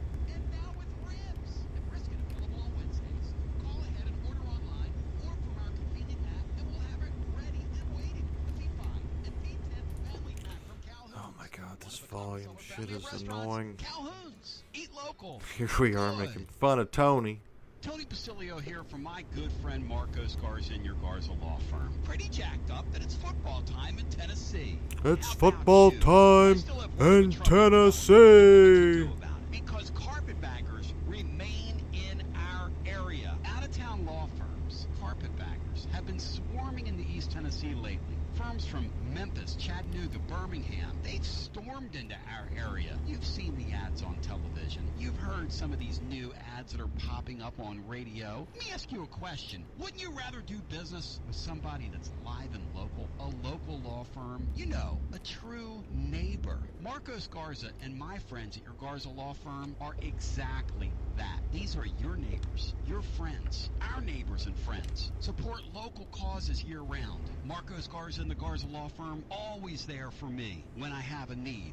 For Fish Hospitality Pantry, and also our Machi Tailgate, just to name a couple of things. They're live and local. They're one of us. They're of our earth. The Garza Law Firm works to serve you professionally on criminal matters, injuries, and accident matters. The Garza Law Firm is here for you at GarzaLaw.com. And they will be for many, many years to come. Live, local, one of us, one of you. The Garza Law One of Firm. yens. Let us help.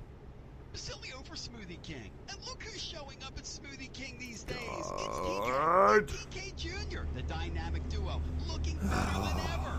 Great to be Oh, here. and that means next is don't decline. Something I have been doing for going on 20 years. Drinking Smoothie King as a meal replacement. Folks, A leg up. like, I can still take comment, subscribe, share, whatever you gotta do to get us on Tony so we can get one of these ads off the air.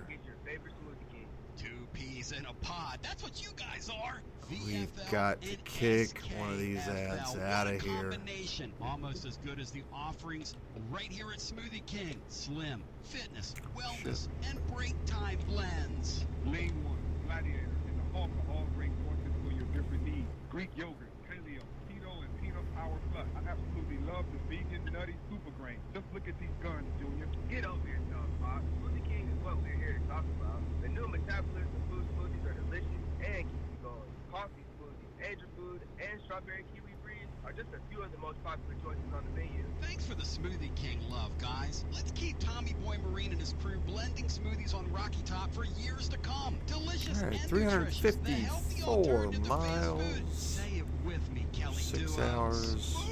Pay attention here. King. Coming in late. He's coming in late, isn't he, TK? 2,540,000. So we're going to be getting close to that $2.75 million mark. Hell yeah. Going to performance medicine now for a few years. Mark, one of the things performance Don't medicine decline. did is help you with your low energy. Part of that was hormone therapy. How has that helped you, Mark? Well, hormone therapy has actually given my energy back that I had lost in the past. I just feel like a new person. Tony, as you age, your hormones decline. As they decline, you decline in every way. Performance medicine wants to keep you from declining as you age. Don't decline. One of the misconceptions, Mark, people have about performance medicine is that hormones is all they do. I know for me, it was nothing of the sort. My vitamin levels were off, and they got me on a regimen. 3 years later, I feel like a Dumbass. experience something similar with them as well. Tony, I did. It's like I was given a scorecard of the way I was living my life and some of the areas that were deficient. We took a look at the scorecard and said, this is where you need to address the bad Oh, you need. yeah. This is the lifestyle Take change vitamins, you need to Mark. make. And I tell you what, it's all turned around as far as how I feel in a short period of time. And I know he can do the same thing for your listeners. Don't settle for the way you feel. Performance Medicine. Online at performancemedicine.net. Performance Same Medicine. thing It's always magnificent. for your listeners. Mondays on the Basilio Show. Presented by our friends at Fleet Tire. I-275 exit 1B at East Woodland Avenue in Knoxville. Fleet Tire. Oh, that's what we I-275 need. exit 1B at East Woodland We Avenue need in enough Knoxville. subscribers And now, and back to the engagement news. and love for Tony to be able to sponsor an entire day of the week of TV Tony. back with you. It's beautiful right there. 865-200-5402. Bless you, buddy. Daddy in here. Who's up next with us? War Daddy, what's up, brother?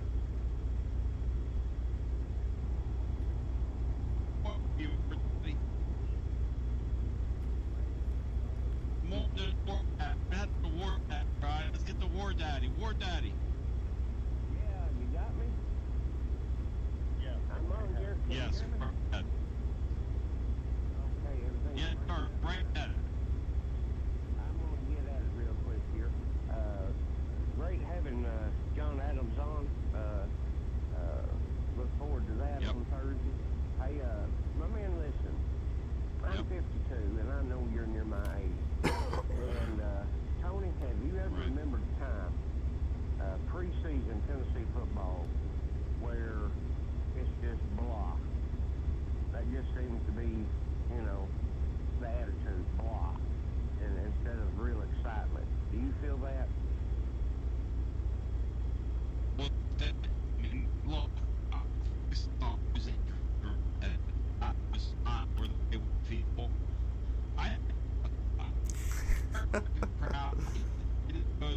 Lordy. Now we've reported that. Hey, Tony, listen, brother, I can't make out Yeah, a word tell you're him we saying, but can't, can you try your phone? I want to say this. 'Cause I'm sorry, yeah. I'm sorry, Okay, yeah. What Okay, I so- was saying is, what I was saying is, they're expecting a crowd. What a mess. If Oh, it's everything great. goes well, 75,000 people. Now try that on for size, okay? That's crazy. Yeah. That's if everything goes. That's if they can get 10,000. Well, there's still a students in. pandemic, so So to your point, I think it's a miracle that 65,000 people will show up right now after what they've done to the living fan. But they've dragged us in the bottom of the pond for the last 15 years. Our fans are incredible in my mind. They are me too.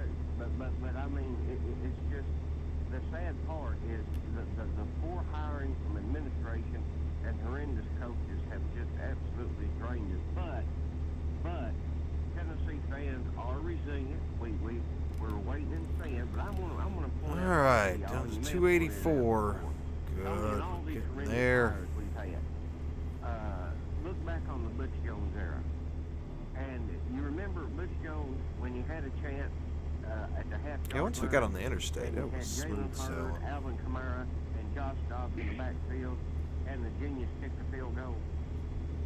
And we wound up losing that game in overtime, and we botched the game at Florida, had them beat, and at some other games we had Alabama beat in the fourth quarter. You remember that? With minutes to go, we're winning the ball game.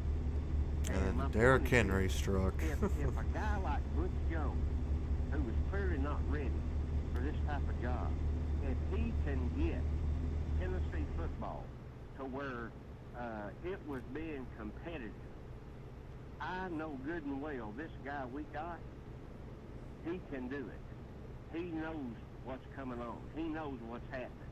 And yeah, we lack depth, I know that, but we got skill, we got players.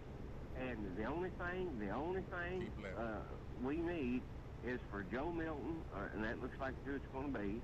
And my only worry about Joe Milton is he a quick enough decision maker?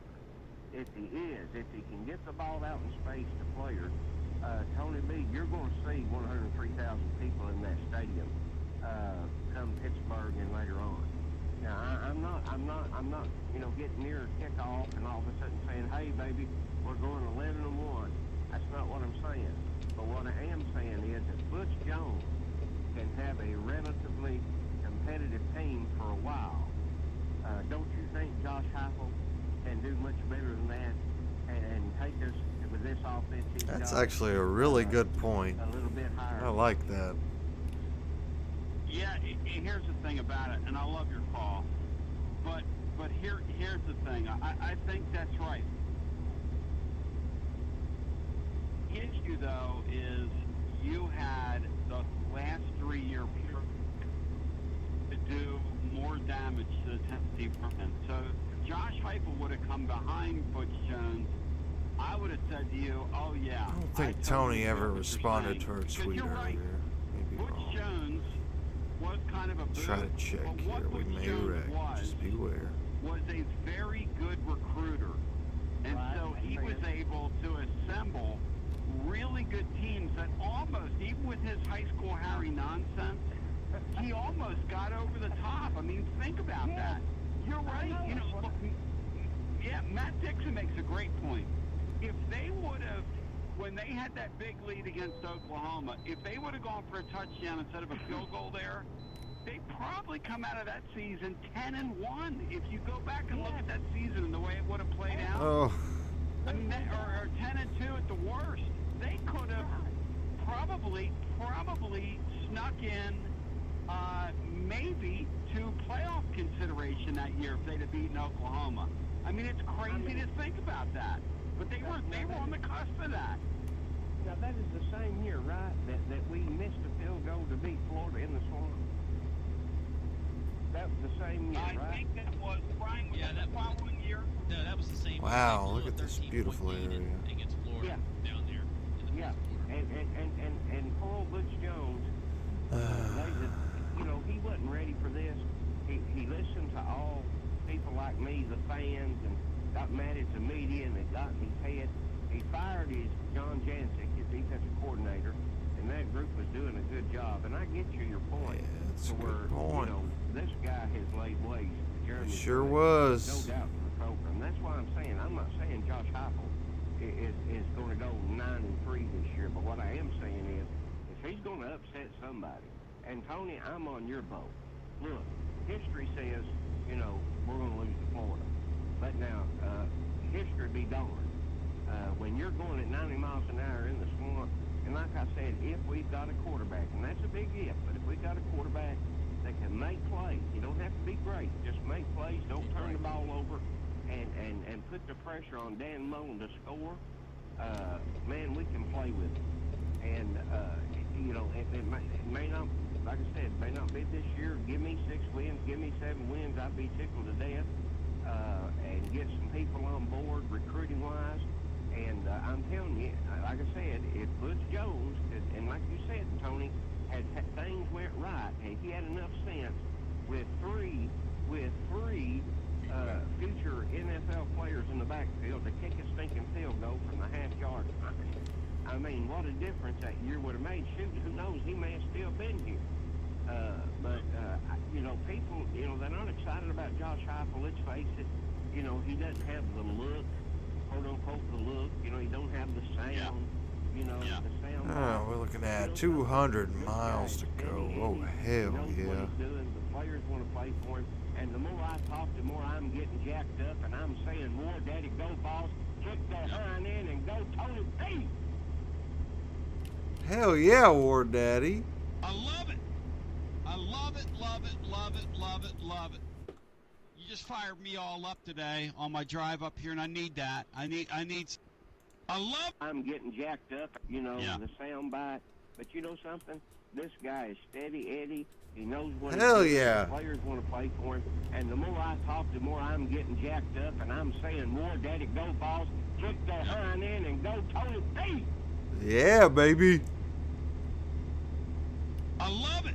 I think that is. I love it, love it, love clip. it, love it, love it. I need a soundboard. You just fired me all up today on my drive up here, and I need that. I need some energy and some power out of this audience today. 865-200. And I apologize for the skipping around we're doing, but we're moving at warp neck speed or whatever we're doing here. Josh Heupel is coming up as he's got a press conference. And what's unclear to me is, will this be his final gathering? Because next week, generally they do these things on Mondays. Now, they're doing one today. Are they going to do one next Monday? Because I'm looking at Tennessee's schedule they sent out to the Depressed, and he doesn't have one schedule between now and the end of the week. So this is our last opportunity. Will he name a starter today? Will they have a press conference on Monday? I don't know, because it's a short week next week, because Thursday's the game. Let's get Titans Yamsies in here. Titans Yamsies, welcome in. It's faster horses, younger women, older whiskey, and more money.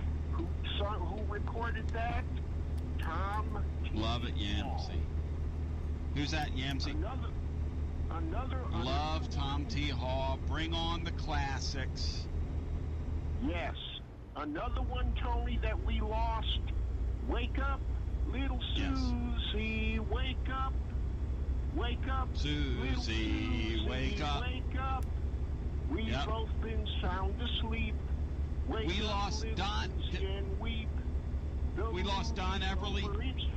Yes. And we also lost the former general manager of the Titans. Love Titans, Bill. Good Lord. The great Floyd Reese. Bow thy head when you say thy name. Responsible for bringing in Jeff Fisher. Tough weekend. Steve McNair. Eddie George. Yep. Javon Kerr. Great Blaine GM. Bishop. Floyd Reese, great GM. Yep. Great GM, Titans, Great GM. Yes, and John Robinson, and I'll tell you, John Robinson is doing that same type of job. He's trying to get his players to the Super Bowl.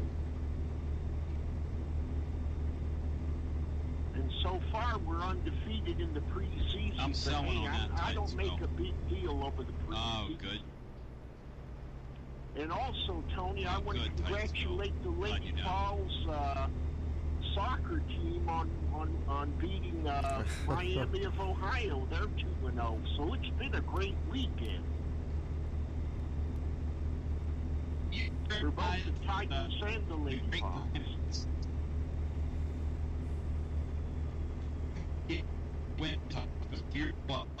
Go to your phone, Tony. Do you realize, Titanville, the great Brian Penske has 100 wins? 100 wins, Titans, Bill. I'll tell you, he's doing a brilliant job. I feel he keeps it up, he'll win a national championship. Love the guy. I don't know about national championship. I mean, I'm in love with the guy. 34 miles. He listens to the show. Penske, I love you. I bleed and sweat with my Lady Ball soccer team on ESPN. I would love to go see a Lady Ball soccer game. And I'll say this, that's a great thing, ESPN Plus. You can watch all those great soccer matches in that sport and really get abreast on it. But I'll tell you this right now. 100 wins is nothing to sneeze at. Congratulations, Brian Penske. Exactly. Tony, I'm going to leave you on another Tom T. Hall classic. Country is sitting on the front porch, listening to the whippoorwills. What the Late in the day. You have a good one. Late in the day. You have a Dwight Gooden yourself. 865-200-5402, the number if you want to join us again. 865-200-5402. Here's the question. What's the floor? What's the ceiling for this Tennessee football team? What you say? What you say? Josh Heupel, we're going to hear his noontime address to the depressed. In the meantime, well, Bri, what do you want to do here in the meantime? You tell me, Bri. Let's take it to you. All right, a quick Terrell Owens, and then we're going to come back. We're going to hear from Heupel. I'm going to give you a little download as well, some of the little nuggets, snooze and snotes that I'm hearing out of camp over the weekend. We'll continue on the other side. It's your Basilio Show with more after this. WJBE 1040 AM 99.7 FM. Translator W259AP. Powell, Knoxville. Spread the word and get the app at TonyBasilio.com for Android and iPhones. That's what we're doing, folks. We're spreading the word, and we also need you to spread the word so we can take over one of these ad spots. How about you? Get rid of one of these terrible ads. And what we can do about it. Because You can carpetbaggers do it. remain Like, in comment, our area. subscribe, Out-of-town law firms, share, carpetbaggers have all been of it. swarming into East Tennessee lately. Firms from Memphis, Chattanooga, Birmingham, they've stormed into our area. You've seen the ads on television. Dang it. You've heard some of these new ads that are popping up on radio. Let me ask you a question. Wouldn't you rather do business with somebody that's live and local? A local law firm? You know, a true neighbor. Marcos Garza and my friends at your Garza Law Firm are exactly that. These are your neighbors, your friends, our neighbors and friends. Support local causes year-round. Marcos Garza and the Garza Law Firm, always there for me when I have a need.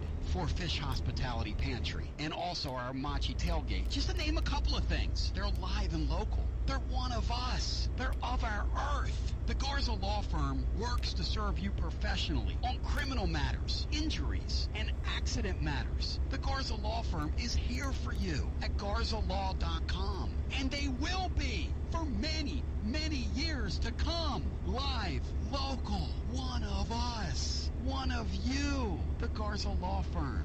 Let us help. Say it, kids! Don't cook on those warm Tennessee days and nights. Let Alidio's Pizza take care of the heavy lifting. You can't beat that patented thin crust taste and Alidio's other goodies like spaghetti, calzone, and Bito's favorite, the stromboli. Mrs. B still loves the baked ziti. Alidio's Pizza, your warm weather workhorse. Alidio's Pizza, Callahan Drive at Central Avenue Pike. Say it, kids!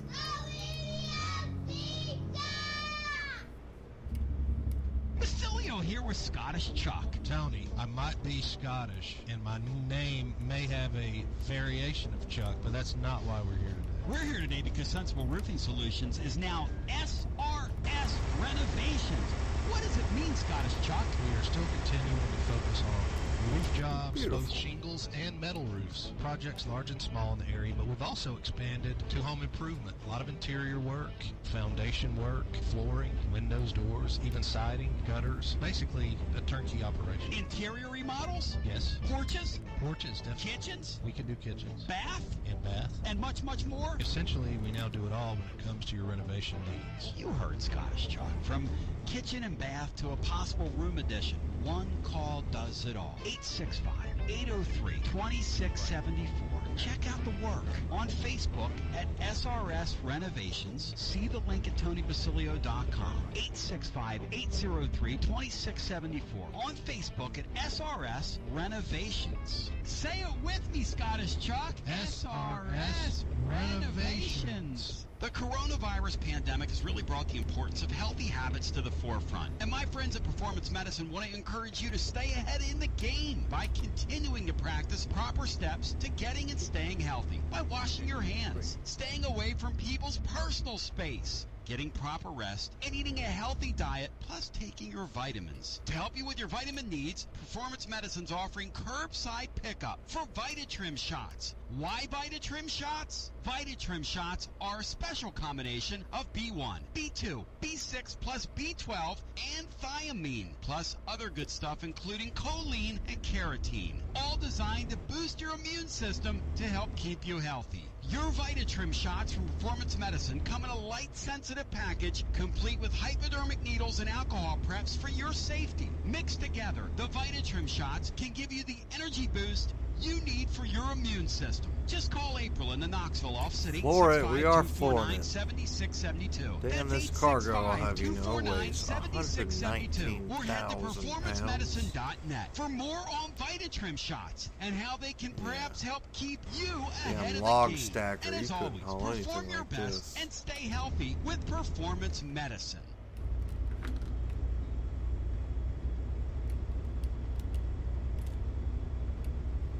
Hauling heavy.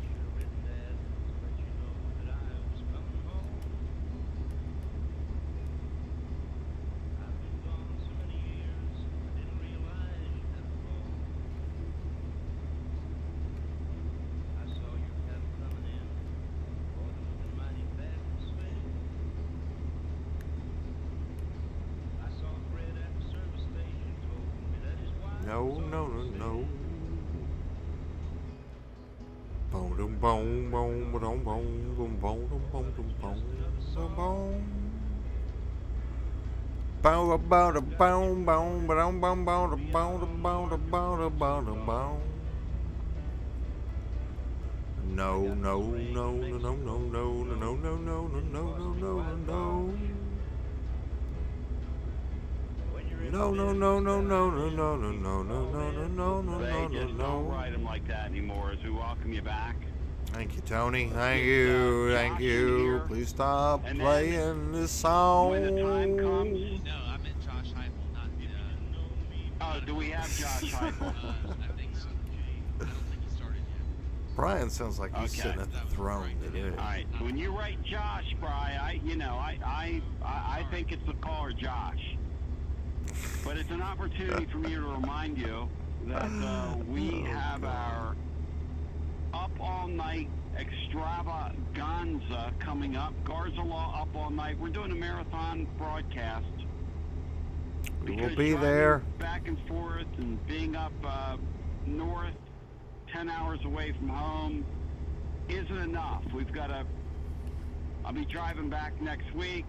Adding to the craziness, it's just not enough. I mean, you got to do, a little more unhealthy stuff. How about staying up all night, and just driving yourself over the edge? That's the aim here, and that's what I hope to do. So, and I do that better than anybody. So, and we've had some people reach out. Some VFL types, some current VFL types who want to join us, some formers.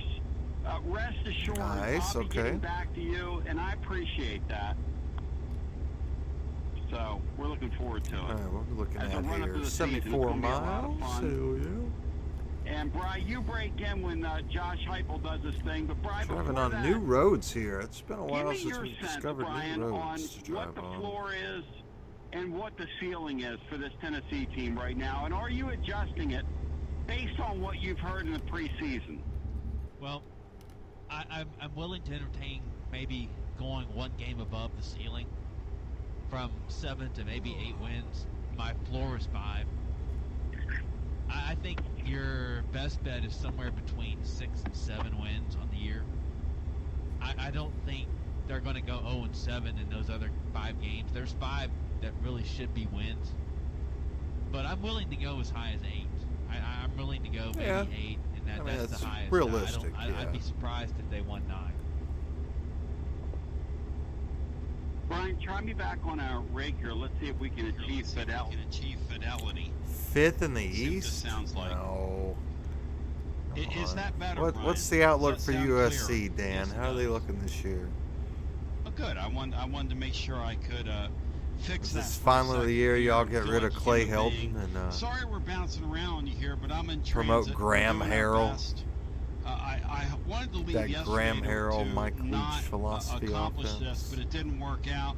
Whatever the hell he So does. we sort of live in the world we live in with the constraints we have, and it kind of is what it is. We're on I-81 right now, and thank you, Verizon Wireless, for doing your best.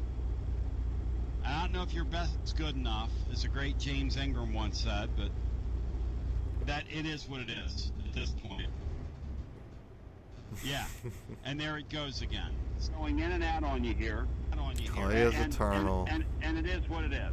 So you're getting Yeah, the how many years has he sense been of there where we now? are. Like 5 or 6?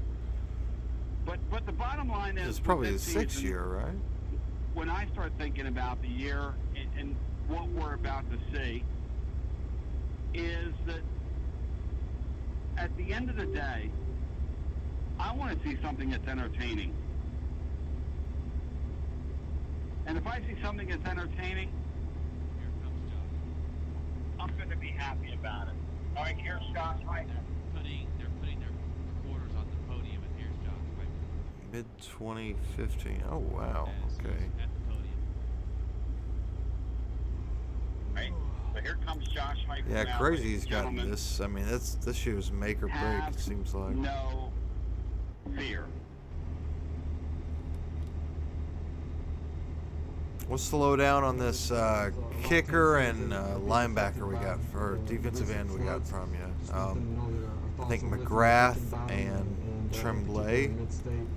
Who are they? They good? That are located there, and I just want to know that we're thinking about them. Got started today with a little bit of our Monday routine, and as we go through the week, it'll be kind of a combination of some game prep and some good-on-good work that we'll get through the course of the week. With that, open it up for some I questions. think it's Chase McGrath, the kicker, and Caleb Coach, just the Tremblay, obligatory I think. Quarterback question: Have you established it? The court does You it. want to be the first one to go? Yeah, let's get it out. Let's get it out of the way. All right, I like it. Yeah, no decisions. Kicked the and game winner those guys have been in the great. Rose Bowl back in 26. Oh, hell yeah. Okay, so we got us a kicker. What about Tremblay? I think that's his name. Caleb Tremblay. It seemed like during some of the throws against there that a lot of balls hit the ground. Are you better in that regard? Do you feel better about where you are? We continue to get better, absolutely. More in sync, and it's everybody, right? Routes being on time, being disciplined in it. 9 miles. Quarterbacks, fundamentals, technique, all those things. Don't think he got As we much get into playing time. kind of God competition dang it. situations, 7-on-7, team situations. Their decision-making plays a big part, and their body's getting in the right position. Well, he's about to But get I a like the bunch of progress playing that we've made time there. in the best conference in America.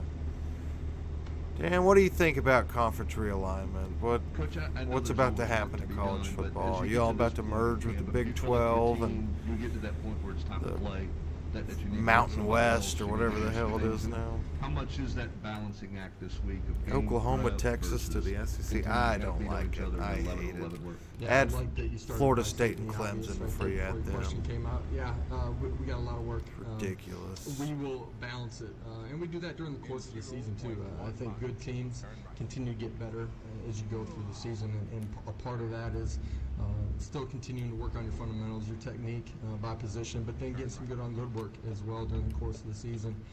I think it's imperative that you do that inside your program. This week will be a combination of both of those things. We'll start with a little bit of introductory into our game plans on offense and defense. Yeah, I don't like it. There'll be a lot of good on good work this week. I don't like it at all. Yeah, as a coach, I mean, you're never where you want to be, right? As a coach, you always see the things that you got to continue to improve on.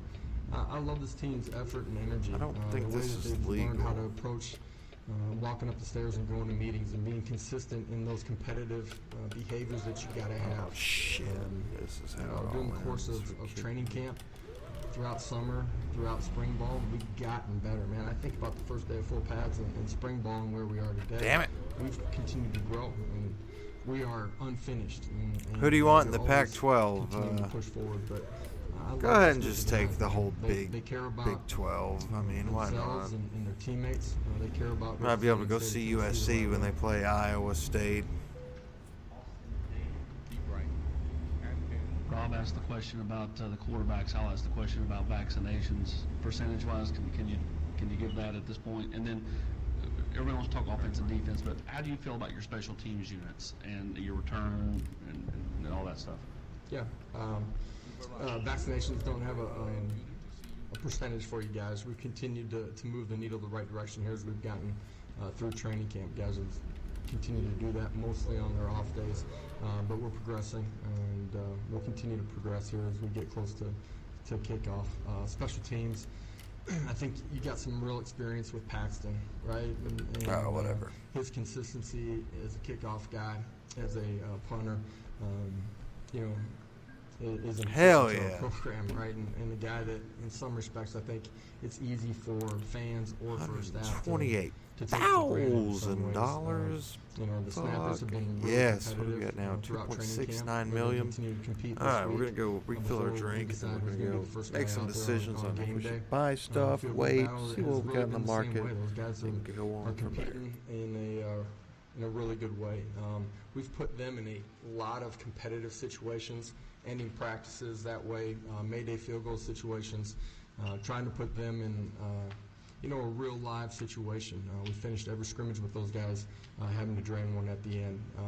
Like what they've done. Special teams wise, returners, some experience there with Bayless. Again, it's done it at a really high level. Still have a competition at the punt returner spot, so we'll see how those things unfold this week. Our guys as a whole, though, collectively, Coach Eck does a great job of leading them every single day. Great energy, great effort, playing with really good technique. We're going to continue to grow that way as we go through the season, but I like the importance and attitude that our players have about how special teams affects the game. Josh, how are you guys splitting up reps at quarterback right now, and how has Joe handled not having the spring? Well, him not having spring is just what it is. So for him, yeah, he's got less time on task in what we're doing offensively. He spent a ton of time in May learning what we were doing before everybody was back in June. The quarterback group as a collective group has spent a ton of time and energy, really becoming refined in what we're doing. 2.69 I thought, where the guys that were here in spring ball, how they showed up in training camp, fundamentally, technique, completely different. Joe's really progressed, during the course of our training camp. You look at the first half and then the second half, much more comfortable in what we're asking him to do, and has great ownership. Adam Sparks, Knox News. Another follow-up on quarterbacks. You said no decisions have been made. Do the players know who the starter is, and how is there a value to them knowing at a certain date and their teammates knowing so many days out? I said it in the beginning. Once we've had a guy that has earned it and proven it in some respects, not just to the staff but to the teammates, then you're able to announce the guy. And I think our football team has great trust in all three of those guys, the way they've competed and continued to grow and gotten better. And when we're ready to name a guy, we will. Kennewick, though, I thought. Josh, is there a particular area of your team, whether it's offensive line, defensive line, secondary, wherever, that you think's a lot better now than it was at the end of spring? Yeah, first one would be our linebackers, just who we had, number of bodies, or lack of number of bodies at that position during the course of spring ball. Getting a couple guys back healthy off of injuries. They've come back and have competed at a really high level. The additions that we brought into that room, the culture inside of that meeting room is completely different than it has. Coach BJ has done a fantastic job of leading those young men.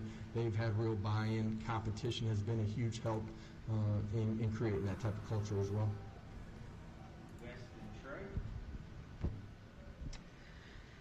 Josh, I know going into camp there was the concern about sort of the depth or the numbers available at the tight end position. As things have progressed, maybe looks like Bell's gotten out there a little bit to stretch at least. Have any guys gotten out there to do some things or showed you something to make you feel better about that spot? Our two guys that have been here and played in Pope and just I'm blanking right now for whatever reason, have done a really good job. Hunter Salmon is a young guy that has continued to do a really good job. Miles Campbell has done a really good job as well. I think that's a position that we're going to have to continue to cultivate and grow as we go through the season. The depth part of it is something, obviously, that as we lost Austin, place more of an emphasis on developing those young guys. Josh, when you look at how you guys are trying to install the offense in the spring, and then you get here to fall camp, how do you think your players have adapted, playbook-wise, but also, maybe formations that you're running out there in practice? Go through a bunch of stuff we haven't discovered. So yeah, let's go ahead and do the one count. Yeah, actually, our kids do grasp what we're doing. I think during training camp, because you're constantly installing, you get to game week, a week from now, and you put in your package. In some ways, it becomes easier for them, right? I think they have a good understanding of what we're doing. They've gotten on the same page with the quarterbacks. They're handling the tempo portion of it extremely well, handling, the whistle to the next snap in a much better way. I think, that's a position that we got to continue to develop guys at, though, as well as we go through the season. Javante, Milton, we were talking about earlier, it's a guy that's only got 14, 15 practices in what we're doing. So he's a guy that's really come on here the last 4 or 5 practices as far as comfort and understanding how we want to play and him being able to play the play. Just with it being 10 days away from kickoff and it being kind of a Thursday night game and the quirkiness of that, are y'all still in fall camp mode, and what will preparation look like over the next 10 days? This week's really kind of a combination. We'll get some scout looks, practice squad looks that, you're trying to anticipate what you might see from the other side on game night. At the same time, I think it's important that you continue to build your football team, so we'll do some good on good as well. When Coach Ellerby was in here, he said he felt like he had 9 or 10 guys on the offensive line that he thought he could play. But where do you think the depth of that unit is now, and how comfortable are you with where that group has progressed the last 10 As an entire roster, we're thinner there than you would want to be, just numbers. But I think the guys have grown, right? The guys that aren't in the starting 5 have really started to grow, and at that position, eventually you're going to get somebody nicked up, right? And, the versatility of some of those guys will be important too, being able to move from left side to right side or being able to play in multiple spots inside too.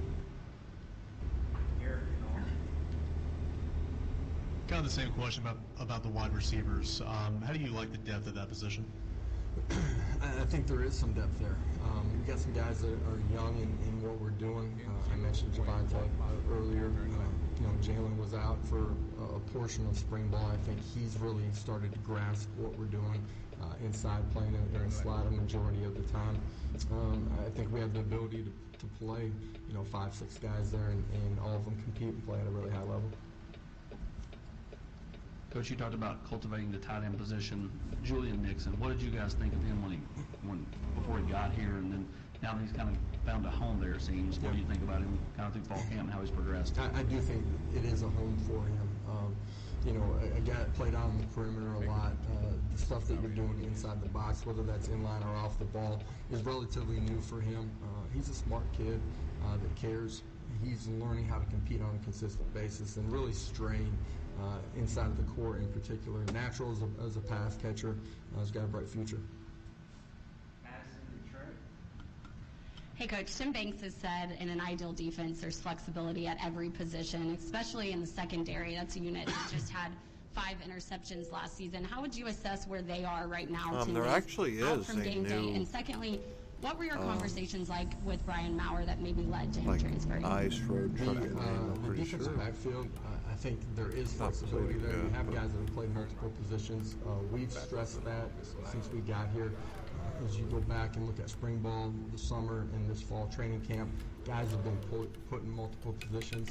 As somebody gets nicked up or matchups, or maybe you want to change up the matchups during the course of a game week, the flexibility of those guys to play multiple positions. At the end of the day, the more you know, the more comfort you have, the more ownership you have, and creates flexibility during the course of the season too. I like that group in this, that I think they have a clear understanding of what we're doing and are able to play once the ball snapped as fast as they are. Just one of the things that when I first got here and having conversations with our players, that was something that they struggled with, and I think they like what we're doing on the defensive side of the ball, being multiple, but being able to line up and play football. And on Maurer? With Brian, I just had a conversation where we were at that point in training camp, and ultimately he decided that he wanted a different opportunity for his future, and we wish him nothing but the best. And Josh, when you look at the running back room and those guys trying to get reps up there, how have you guys been able to kind of break that up, even in a scrimmage or at practice? It seems like you've got a pretty deep room when it comes to talent. Can you talk about the guys maybe that aren't Jabari Small, Tyon Evans, and how you're going to use them? Yeah, I think we still have a competition at that spot as we go through this week before we get into game prep. That's a room that you're going to ultimately end up playing 5 guys, maybe 6 during the course of the season. So even if you're not the one or the 2 that's running out there the first week of the season, continue to grow and mature. And everything's been earned inside of this program from the moment that we got here. They've competed in a good way. Some of them got to continue to grow, but we're going to continue to cultivate that. I can't find it. Last question in the back. Should I just go? Yeah, go ahead. Hey, Coach. I'm sure All right. you've asked this in the past, but I'm going to ask it anyway. You developed a lot of great quarterbacks in your time coaching. What are the traits that the starting quarterback every team will have? Physically, there's a lot of different traits. What? Some are big, some are small, some are freaky fast, some have a freaky strong arm, some are great anticipation throwers. At the end of the day, I think competitive spirit's the number one thing that they got to have. They got to be wired in a way that they're going to compete in the building with their teammates and when they're by themselves every single day. And I think that leads to a leadership trait too, that you get 10 other guys, but ultimately 120 other guys on the football team to really buy into you, and that comes starting by your work habits. The guys that are competing for the job here have all done that in a really positive way. There's some similar traits between all of them, but there's some differences too. And at the end of the day, as a head coach and as a staff, you got to trust that guy with the ball, and he's going to be your lead decision maker, and he's got to be sound in what he does. Thank y'all. We will be sending this video out quickly too. There are those who would like to see you fail. As it were. And so Josh Heupel meeting with the press over at the University of Tennessee. And so if you'd like to respond to that, my number is 865-200-5402. Again, 865-200-5402. Briney boy, what'd you think of the fact that Josh Heupel's not going for it on the quarterback deal? Well, like I thought, I just figured that he would probably wait until the game week. I think maybe that also signals. All right, hell yeah! First time hauling a boat here. Green, perhaps, and he wants to keep the guys, and then you'll probably see more of it. Excited to do this. I've probably got 1,400 miles. My God. We're in clear air. Okay. But let me say this about the whole this whole deal. Brian, Bowling Green, to say they have a bad football team is not even remotely accurate. They are a horror show. Am I back on the big rig, Brian? Yes. Why is it skipping like that? Shouldn't be skipping. Boy, I'm hard-headed. Yeah, 'Cause I'm actually, really trying to. You're coming in fine. There's just an echo. I hear an echo. But Oh, okay. I guess it's not echoing. Okay, I guess it's echoing because I had the phone up near it. I don't know. At any rate, I will say this. At 865-200-5402, what was I doing wrong? Oh, I had the speaker on. Well, that explains that, Tony, you goofball. Let me say this about Bowling Green. So Nashville, Tennessee Lee has shared his, what will we call this? His report. And I hope he does this on opponents going forward this year because it's really good. But he's done a kind of a breakout on them. And they are brutal. If Tennessee doesn't play 3 quarterbacks in that game, it'll be a major upset. Absolutely a major upset. Am I still coming through okay, Brian, or no? yeah, you're fine.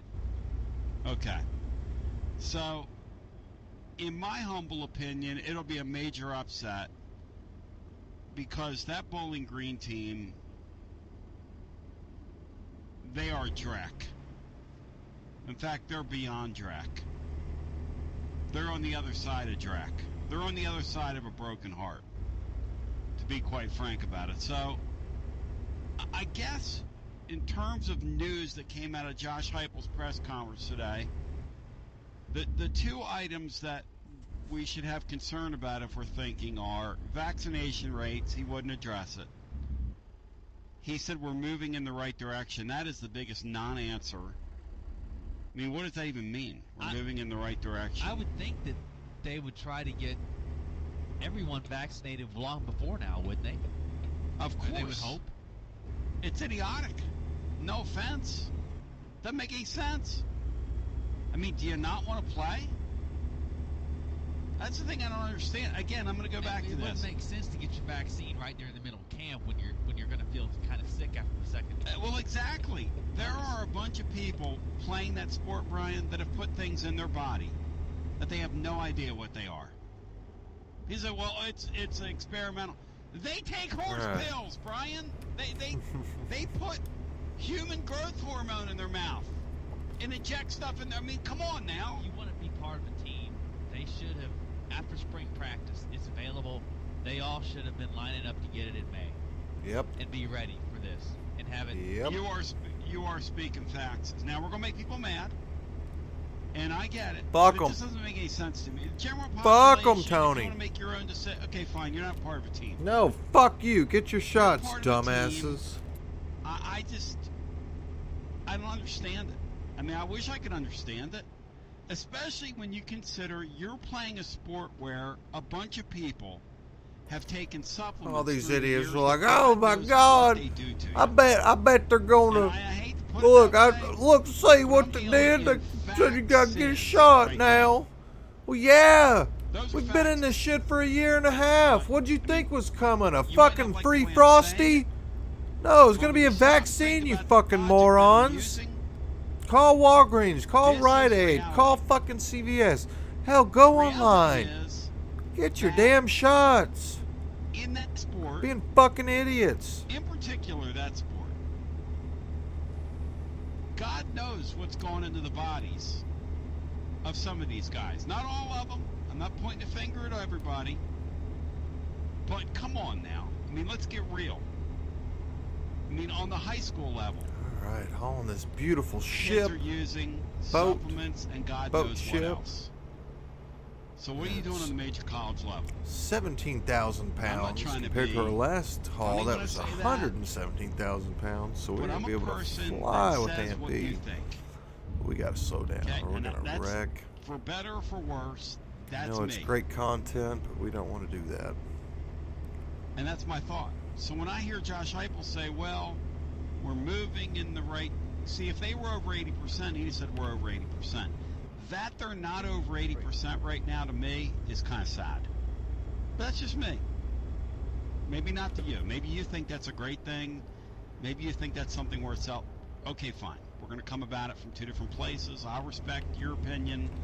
Mine is, when you're playing a sport, and a lot of these people will take things, they have no idea what they are, and shove them in their body, and then you're going to say, well, this thing's not approved. I'm not going to take. I don't want to get into a discussion about the vaccine. But I'm making an observation about the sport that they play, and I'm with Brian Hartman. You're playing a team sport, just get the damn thing and get it over with. And to Brian's point, if you haven't gotten it now, are you going to get it during the football season, where it's going to make you, if it's working on you, where it's going to make you feel sick for a couple days? I mean, I don't think so. It just doesn't make any sense to me. But that's, again, that's me. The number's 865-200-5402. If you'd like to get in the hunt and in the mix with us, again, 865-200-5402. And we're doing our thing. I'm going to tell you something right now.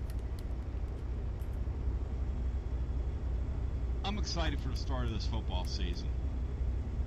And I can tell by listening to Heupel, plus talking to people behind the scenes, I think Tennessee's excited to get this thing started too.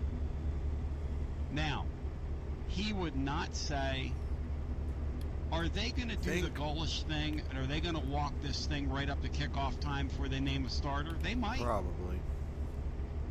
Got no experience with this coaching staff. None of us do. And it's very difficult to say whether or not they're going to. Past staffs, you could predict it. Who knows? We have no idea where these guys are going to go with this. I do know this. Joe Milton's the starting quarterback. He doesn't start that first game, it's because he's been contact traced out or he's been injured. Other than that, he is starting the first game. My question for you today is, everything you've heard about camp leading up to this, are you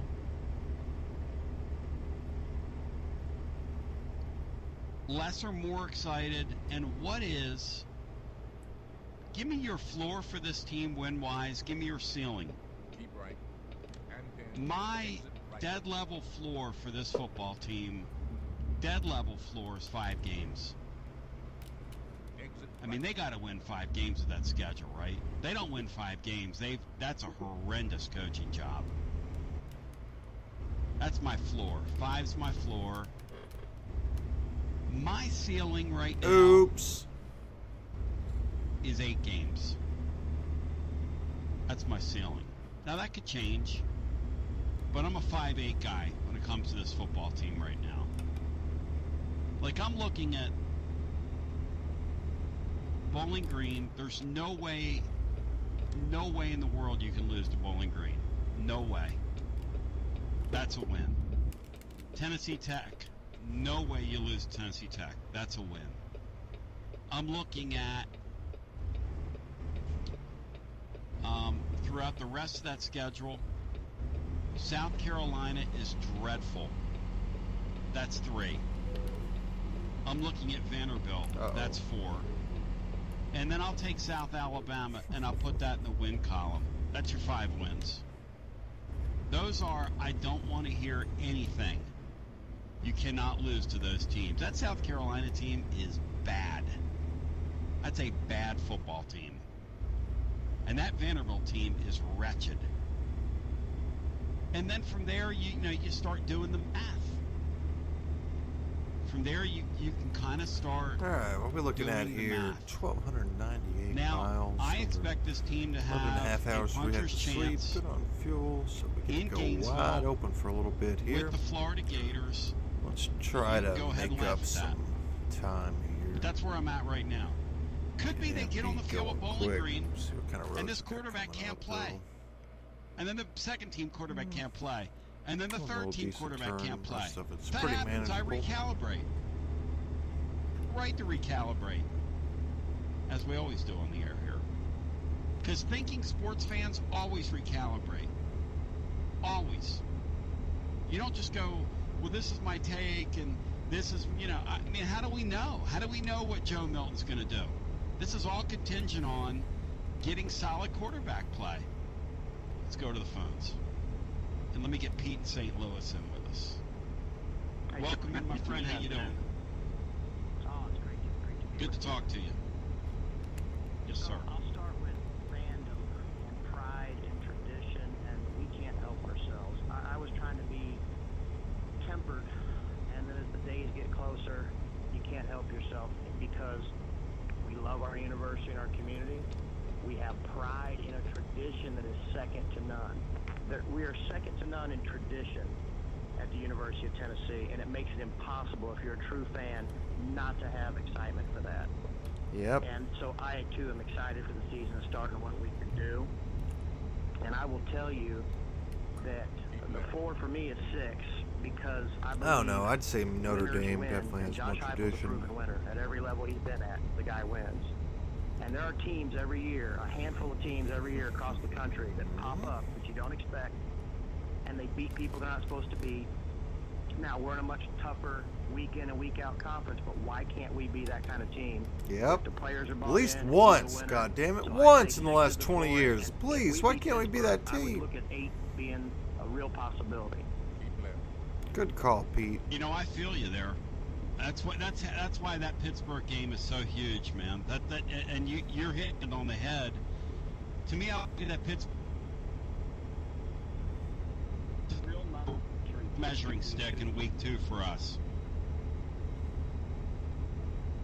And he knows how to win, and he has a history of it. And I know our talent is not at our level, but we have similar talent, teams that go out there every year and put a show on and are competitive and upset some people.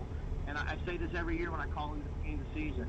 If we're not beating Kentucky, Vanderbilt, Missouri, and South Carolina, then we're not Tennessee anyway.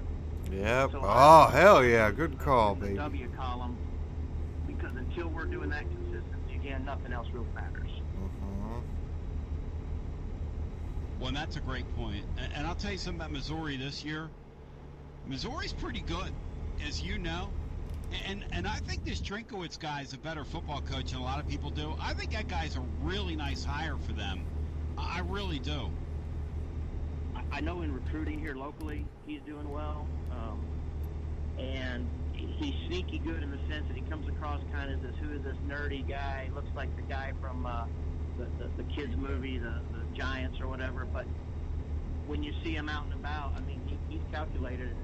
He knows what he's doing. They have had a couple of injuries, and a kid that's not going to be able to Tennessee, Gooch, is not going to be able to play for them. And so there's some, he was medically ineligible, evidently. So they've got some challenges, but he's definitely nobody to sleep on. Yeah, that's an interesting guy to watch here. Look, last year we saw him identify Bazelak. Once they did as their quarterback, they were a different football team last year. And that's why when I look at the Missouri game, I don't put that in the win column. Not like your comment, which is, when you're Tennessee football, until you start consistently beating them, you're not contending for anything, and you're not back. And that's a great way of looking at it. It's not accidental that they come into this league and they whipped our ass like several years. It's not, and that's when you lose yourself. When Missouri starts beating you consistently, you're nowhere in Knoxville. You're not even on the map yet until you start beating them. You're exactly right, Pete. 100%. I'm excited for the season, and go Vols. That's called keeping it 100. Go Vols, back to you, and it's a great comment. And I know you said, well, he's in St. Louis, that's why he feels that way. No, he's right. I mean, when you consider the strength and power of our program, consider this. The crowd that will be in Neyland Stadium for our game, Missouri would take a flyover if that many people showed up to one of their games this year. Tennessee thinks if all goes well for the opener, and there is some breaking news on the vaccine front that I've got to, I got to share something with you here on the vaccine front, because CNBC is reporting that the FDA has granted full approval to Pfizer BioNTech's COVID shot. Okay, we can't do that. Which We're going way means too fast. 90 that miles per hour. mandates are coming. Into 55 zone. Now. It's going to get out of the experimental stage. So that is some 95. interesting breaking news. One more time, let me share that with you. This is from CNBC. FDA is granting full approval, or has granted full approval, to the Pfizer BioNTech COVID shot, which means that vaccine mandates are coming your way in certain parts of our society. Very interesting breaking news right there. 37 past the hour if you want to jump in with us today on the programma. The number is 865-200. That was fun. 5402. Again, 865-200-5402. Josh Heupel today on the quarterback situation, if you're just joining us. I mean, I could do a tease here and say we'll tell you about it on the other side, the update. But for those of you that didn't hear it, how about if you try and guess what the update is? And on the COVID deal, I'm being told by a source that was a really curious and strange answer by Josh Heupel. A curious answer as to the vaccine level of his football team. And so I got some stuff I got to track down this afternoon, because why not? I mean, what would a day be without trying to run something down? We're going to continue with more on the other side as we bring it on back on the other side after this. Spread the word and get the app at TonyBasilio.com for Android and iPhones. Your Tony Basilio radio family is so excited about the Josh Heupel era at Tennessee that we've decided to celebrate by staying up all night. What more would you expect from the show of record in volunteer country? Our entire cast and crew is on deck, ringing in the new era with a special all-night marathon edition of Garza Law Tennessee football, fifth quarter, immediately following Tennessee and Bowling Green. As soon as Tennessee and Bowling Green goes final, we're up all night celebrating the rebirth of Tennessee football with you. So stay with us all night until the following day's Tony Basilio show. 124 miles. Will be heard.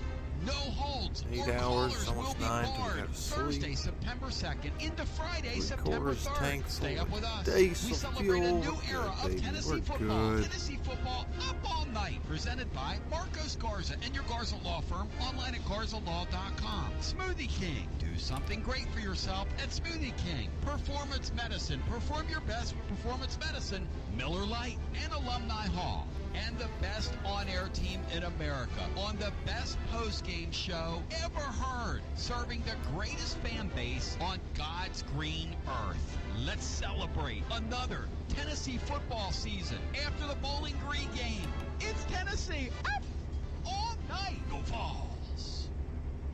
Everyone's workplace is changing, and Office Furniture Outfitters is here to help you roll with the changes. Whether you're moving your office, rearranging, or setting up a new office at home or wherever, OFO has what you need. New and used options in stock, ready to go. Desks, sit-to-stand desks, numerous desk chair options, bookcases, you name it, here and ready for you to pick up or delivered right to you. Check out the in-stock options on their website at OFOKnox.com or click the link at TonyBasilio.com for more. If they don't have what you're looking for, OFO can usually find it very quickly. It's never been easier to outfit your office. And don't forget, Office Furniture Outfitters is still your local Herman Miller dealer. Aeron chairs in stock. Feel the comfort. No job too big or too small, and they can come to you, measure your space, deliver right to you, and set everything up. Or we can work with you remotely, live and local for over 25 years. Office Furniture Outfitters. Call 524-3003 or visit OFOKnox.com. Office Furniture Outfitters. Basilio here for Knoxville Real Estate Group, a part of Realty Executives. If you're looking to make a move now or 6 months from now, you need a good strategy. Whether you're in the first quarter or fourth quarter, you don't want to be stuck having to throw a Hail Mary. Knoxville Real Estate Group can put together a winning plan for you. We're joined by our coaching staff, Shay Bain, Tanja Doty, and Steve Doty. Who's the head coach here? I don't know, Tony. First of all, it's Tanya, and she likes to call all the plays. Shay, what do you got to say? Well, the bottom line is the head coach is really our client, because whether you're buying or selling a house, you're making the call. Knoxville Real Estate Group is here to coach you through the experience to maximize your investment on both ends of the deal. How about it, Tanja? It's Tanya, and we love winning games for our clients. Knoxville Real Estate Group, we've been doing that for over 15 years. No one is dropping the ball on our team. You tell them, Tanja. The bottom line is we're homeowners just like you. We're part of this community. We are the hometown team. When we see you around town, we want to see you with that winning smile. So who's the offensive coordinator here? Look, Tony, the important thing is rates are terrific this season, so you can buy more house for your money. It's easier than you think to buy or sell a house right now. Right, and we stay on top of the market, put together a game day strategy, and are always ready to make adjustments to give our clients the offensive advantage. For a home team victory, Knoxville Real Estate Group is the winning call. Online at KnoxvilleRealEstateGroup.com. See the link at TonyBasilio.com. Life never stops moving. And between the 30-minute commutes, daycare pickups, weekly soccer practice, Tuesday night yoga, X number of coffee runs, and that weekend trip to Grandma's, you're racking up the miles. What you need is a tire that can keep up. A tire designed for doers. A tire that's going to last. Like the exceptionally long-lasting Michelin Defender tire. With an 80,000-mile warranty and the safety and comfort you expect. All right, pull you in can here forget for all the about first the miles stop. ahead and focus on getting to your destination or conquering your to-do list. Fleet Tire, I-275 exit 1B at East Woodland Avenue in Knoxville. That's Fleet Tire, I-275 exit 1B at East Woodland Avenue in Knoxville. Fleet Tire. It's electric. TV here for Advent Electric. It's electric. Advent Electric, among the Southeast's premier $106,000. Like, and commercial electrical probably what this contractors damn for boat over 20 cost. years. Maybe a little You'll more. recognize our work. Places like boat Neyland probably Stadium and costs a Thomas little Bowling more, Arena, Knoxville Convention Center, and the Sun Sphere. From wiring a downtown Lord. high-rise to All right. installing a new fixture at your family's home, at Advent Electric, no job is too big or too small. Homeowners, is your electric bill through the roof? Let our team of service experts show you the latest trends in lighting and 1,040 LED miles to fixtures go. that'll make your home more energy efficient, keeping your hard-earned money in your pocket. If you're an electrician, we're always looking for quality individuals to join our team, including competitive pay and benefits. And business owners and managers, let Advent's facility maintenance team help you with all your ongoing maintenance issues. With 24-hour service, we can keep your business up and running with one service call. Serving East Tennessee and the Nashville area. 865-588-0631. Online at AdventElectric.com. Tell them Bachilio sent you. Advent Electric. It's electric. Advent Electric. Are you looking to have fun this summer, make some great money, and do it in a cool atmosphere? If so, then we have the job for you. Calhoun's is now hiring seasonal, part and full-time jobs at the Calhoun's near you. The decks at Calhoun's on the river and the Tiki Hut in Lenore City are open, and people are ready to get out and eat. What a great way to make some awesome money at a fun waterfront restaurant serving a great crowd. If you're in the restaurant industry already and hunting a change, Calhoun's wants to talk to you. If you've never worked in a restaurant and are looking for a change of pace and some great money, Calhoun's wants to talk to you. We're looking for servers, kitchen help, and hosts. Apply online at It almost at that 1,000 mile mark. Location near you. Closer. The taste of Tennessee. 7 hours till we got to Liquidation knows sleep. that the cost of materials to build a remodel 20 home hours has gone until we're at our up, destination. but our prices are low. At Stover's Liquidation. Great prices every day. Luxury vinyl plank starting at just 69 cents per square foot. Pre-finished hardwood flooring starting at just $129 per square foot. Appliances 40% less than you pay at the big box store. Just in, beautiful 3/4 by 6 pre-finished hardwood flooring. Several great colors. Get it before it's gone. Come shop us in Oak Ridge or online anytime at StoversLiquidation.com. Stovers. It's always magnificent. Mondays on the Basilio Show, presented by our friends at Fleet Tire. I-275 exit 1B at East Woodland Avenue in Knoxville. Fleet Tire, I-275 exit 1B at East Woodland Avenue in Knoxville. And now, back to B. My name's TB, and I'm back with you proudly. 865-200-5402. I'm jumping off here at 1 Eastern, so if you want to get in with me, let's do some business right now, because Brian Hartman really wants to do an overtime segment today, so isn't that right, Brian? Aren't you clamoring to do some overtime, some bonus time for the living listener? Not really. No, okay. Well, we appreciate the extra effort, Brian. We really appreciate the extra effort. I'm gonna go back to the phones. 865-200-5402. Bowling Green and how bad they are. We're gonna do a full breakdown on the blog for Wednesday's blog. I don't think you understand how bad they are. Like, you talk about a perfect hand-picked opponent for Tennessee to be. Matchmaker couldn't have found a better. If this was for instance, if this was a fight, and this was a heavyweight fight, we found a guy that. What was that one guy's name? Mouse something. David Letterman used to have him on. He had like 300 professional fights, and he never beat anybody, but he would just get in the ring and just get beat by everybody. That's what this team is. So Eric S. was asking me, didn't we think the same thing about Georgia State? And here's the long and short of that. If Georgia State played this Bowling Green team, they would beat them. I'm talking about that Georgia State team we saw, was that 2 years ago? 3 years ago or 2 years ago, Brian? 2 years ago. 2 years ago. The final score would be something like 75-10. And I don't know how Bowling Green would score their 10 points, because if you saw their quarterback, Bowling Green. Now, Nashville Lee cued me into this. If you want to do something funny, look that McDonald kid up. And I'm not knocking that kid, because he's really played through some injuries, and he really tries hard, and he's out there trying. And he's gotten further in his football career than I ever did, so I'm not knocking him. But it is highly comical. And they were really... Last year, they didn't lead for 1 second in their season. Games. Not 1 second. They only played like now hang on. Games, it should be pointed out. I don't care how many games they play. Don't give me perspective here. They didn't lead for 1 second last year, Brian.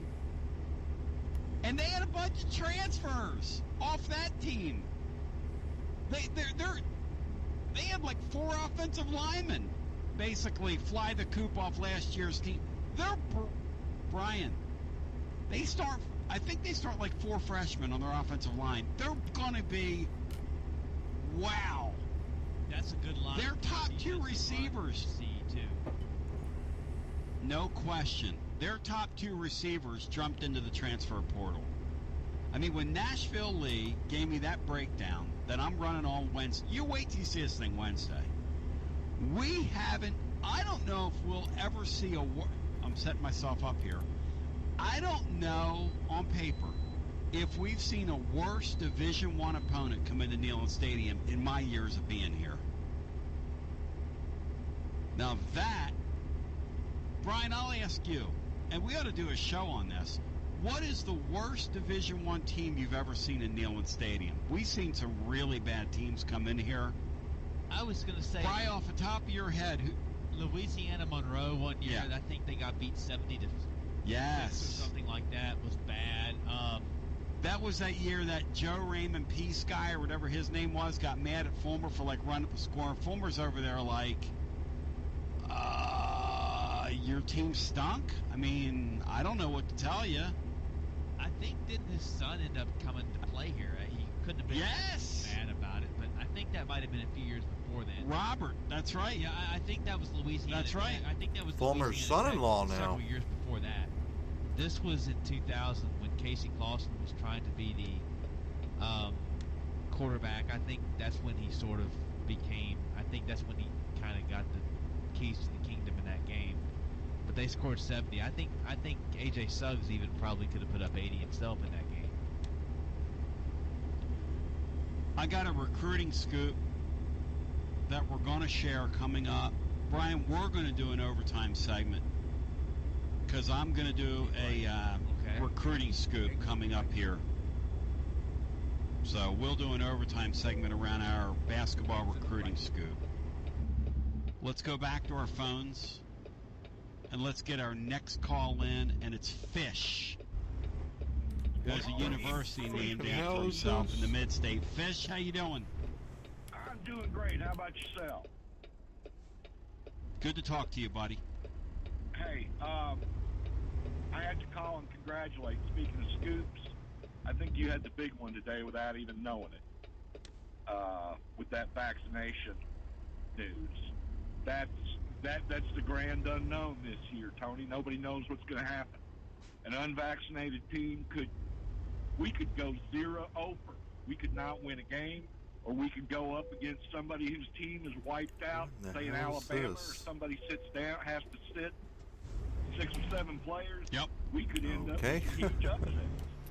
But us not being vaccinated is not good news. We do not know what's going to happen. You know what somebody just told me, a good source, that our vaccination numbers are actually very promising, but he wouldn't share it, which is kind of strange to me. So I got to run that down, and I don't know whether he was told by the athletic director, by the administration not to talk about it, but that doesn't make any, like, it's not congruent. And I'm trying to process this in real time because Nick Saban has stood up and said, we're 100% vaccinated. And I believe Tony Valls has said that publicly. But it is... Saban handles everything. Yeah, he handles everything. You know, you realize Alabama was the first team hit with COVID last year back in June, and he clamped that team down. I don't believe they had another case all season. Not only that, but they... a player minute. Yeah. You're right, because here's what they did. They started testing every day. They did what NFL teams were doing. They tested not like here, every couple of days. Nick Saban and those guys tested every single day. I mean, when they attack something in Alabama, and I'll give him credit for that, and he's world domination, and he turns my stomach and everything else, but they do what you do, only they do it better in his organization. It's sickening, but it is what it is, right, Fish? Yeah, we're looking at 846 miles. Guaranteed wins. If we're not vaccinated, let's say you're in a quarterback meeting on Thursday going over your final game prep with your 3 quarterbacks, and all of a sudden one of them turns up positive on Friday. Guess what? You got to quarantine the other 2 too, because that's close contact. And you are exactly right. That's if you go across the board in any position. Never thought about that. And I'll just tell you something, Tony. That would be really He's interesting. not the only one being secretive with information. You can't find a COVID number in this town that's current. You cannot find one that tells you anything that's not a week old. And it's moving fast right now. This is the great unknown. And you just hit the big scoop today. And I don't think you even know it yet. Well, I think it was great news today in terms of, and this is from CNBC. They hit the big news. I think it's huge news today that with terrific ramifications that the FDA has granted full approval for it's now out of the experiment. It means that there are employers that help people get the vaccine, which knocks a wall down away from folks that weren't going to get it, and now forces it becomes a much different playing field in terms of seeing folks get vaccinated. And it's Go going get your damn shots, all you idiots. Athletes, people that are on teams, now that it's out of the experimental phase, that's a little bit of a game changer. I think it will be in the long run. I think as far as this football season goes, that's an awful big piece of pie to chew up in the next day. For basketball season, I'd have to agree with you 100%. But for this football season, I don't know that they have the time. 3 hours till we gotta sleep. Well, 800 I miles hear that away. again. Well, Rick Barnes, again, you're not dealing with the same kind of numbers, but a little birdie has told me that they're in tremendous condition in terms of the vaccine numbers. You are not to worry about that becoming an issue at all with the basketball team in Tennessee, because they are in tremendous shape. But Fish, I've got to go. One word. So we did our winners and losers, our first program yesterday, and it's uploaded and available to you. And our panel of experts, we were talking about futures bets, and one of them said, futures are not this year the investment they've been in the past for college football, simply because you don't know, vaccine-wise, what's going to happen with the virus. And that is certainly food for thought. Unknown. Yeah. Yes. But Fish, thank you. Yeah. Okay. Yeah. Yeah, great phone call. Thank you. Good talking to you. 865-200-5402. And that's why the futures market right now, there are some screwy numbers out there. Nashville Lee, if you go back and listen to the podcast, there are some seemingly great buys. Those of you who gamble on sports. But how am I going to bet on something when it's that nebulous? First of all, college sports are volatile enough as it is. But secondly, the volatility, when you factor in which team and their vaccination rates, and how does today's news change all that? We'll see. We've got a huge, interesting little nugget here that I'm going to add to the recruiting piece of the pie. To the radio listener, we lost a couple of country legends over the weekend, singing that old soulful country that's just great stuff. Doesn't matter the kind of music you like. Pretty stuff. In the meantime, I want to thank Brian Hartman for working the board today. Brian, the pretzels, the Philly soft pretzels are in the mail. All the great callers we had today, love each and every one of you. To the radio listener, to you we bid you adieu. God bless, and a hearty go Vols. To the rest, let's stay and break it down scientifically. We love you. God bless.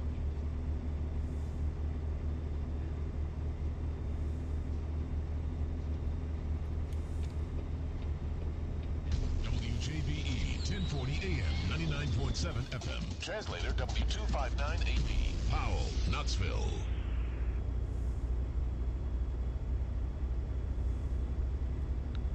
So now we've reached the end of our program today. I want to thank everybody who participated in our program today.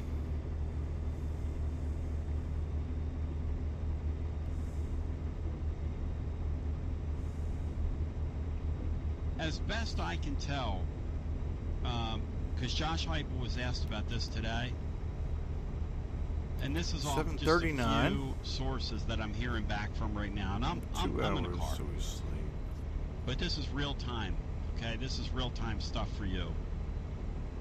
Make some time up here. I think their number in terms of vaccination rates is about right around 85% right now. Pretty good number. I think they're looking for more than that. But 85 is it's a pretty high number. That's like 70 and 85 scholarship players getting the vaccine. There you go. 70 of 85. That's a lot of players who made a good decision. Yep. So,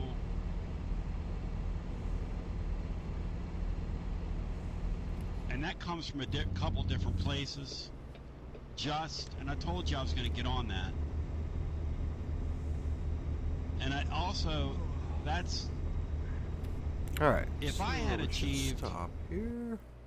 85, I'd say, hey, we're at 85 right now, which is higher than the threshold is in terms of herd immunity, etc. That's a pretty good number. 85 is a pretty good number. There are those who would like to see I wonder why I wouldn't have said it. I find that curious. Let's go. Does he want 90? Is he keeping it from his team? I just wonder. I wonder what the it's just curious that he wouldn't. It's curious that he wouldn't come with it. But is it again, curious? I'm not living in his world, and I'm not gonna criticize him because I don't know what he's thinking.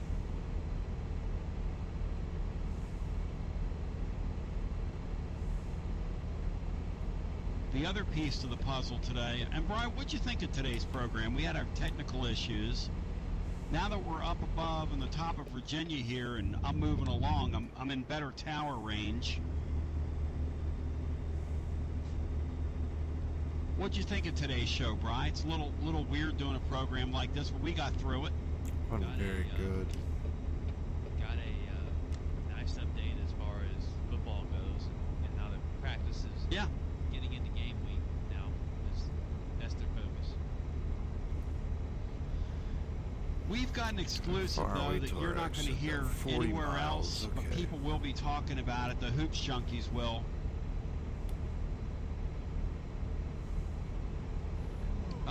Nobody on the Tennessee beat has come with this yet, but they will. There's a point guard out of the Bronx, and I'm thinking about going up and scouting him. I'm just kidding. But he's a 5'10" point guard out of the Bronx. His name is Zakai Ziegler. Z-A-K-A-I. Zakai Ziegler. Tennessee has one roster spot left for this year. This guy is heavily in play to get and become a part of the team this year at Tennessee. Now, he is currently a class of 2022 prospect, but he's likely going to reclassify. Zakai Ziegler, Z-A-K-A-I Ziegler. Right now, it's Tennessee, Minnesota, Boston College. Minnesota and Tennessee are both in deep discussions about reclassifying. Here's what we're not sure about, but drilling down on. Is this a guy that will join in the next couple of days / next week or so, which will allow him to go through the fall semester at Tennessee? Or will this be a guy that they'll bring in December like Club Vesco, which already, I guess, was 2 seasons ago. Club Vesco was 2 seasons ago already when he joined at mid-season. We are trying to dig that out, trying to root around on that. I've got Y on it. I've got a couple other people on it as well. But again, Zakai Ziegler, what a great name that is. Zakai Ziegler. Z-A-K-A-I Z-I-E-G-L-E-R. Now, you must be really good academic standing to have Boston College recruiting. No question, Brian. And kids out of the Bronx, many of them don't ever get discovered, and a lot of it has to do with grades and stuff. But this isn't the case here. Yep. No, and that's why this young man, because his academic standing is so solid, has an opportunity to be a midterm enrollee, right? Or to jump him up into a reclass situation. For instance, I was talking with somebody about Tamba over the weekend. Tamba wants to be a physician one day who just joined Tennessee's team.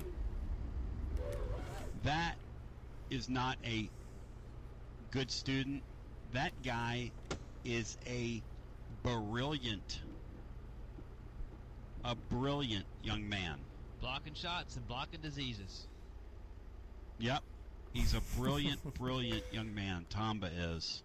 All right, go And to he bed wants to be here. a physician one day. So, yeah, you got to be most of these guys that reclassify are pretty million good in the classroom. Never once Get in a while, another I'm 100 sure they once can we probably finish move this. things around as they need 106. to. Oh, we're but so close to that he's 3 a pretty million mark brilliant young already. guy. Yes. So,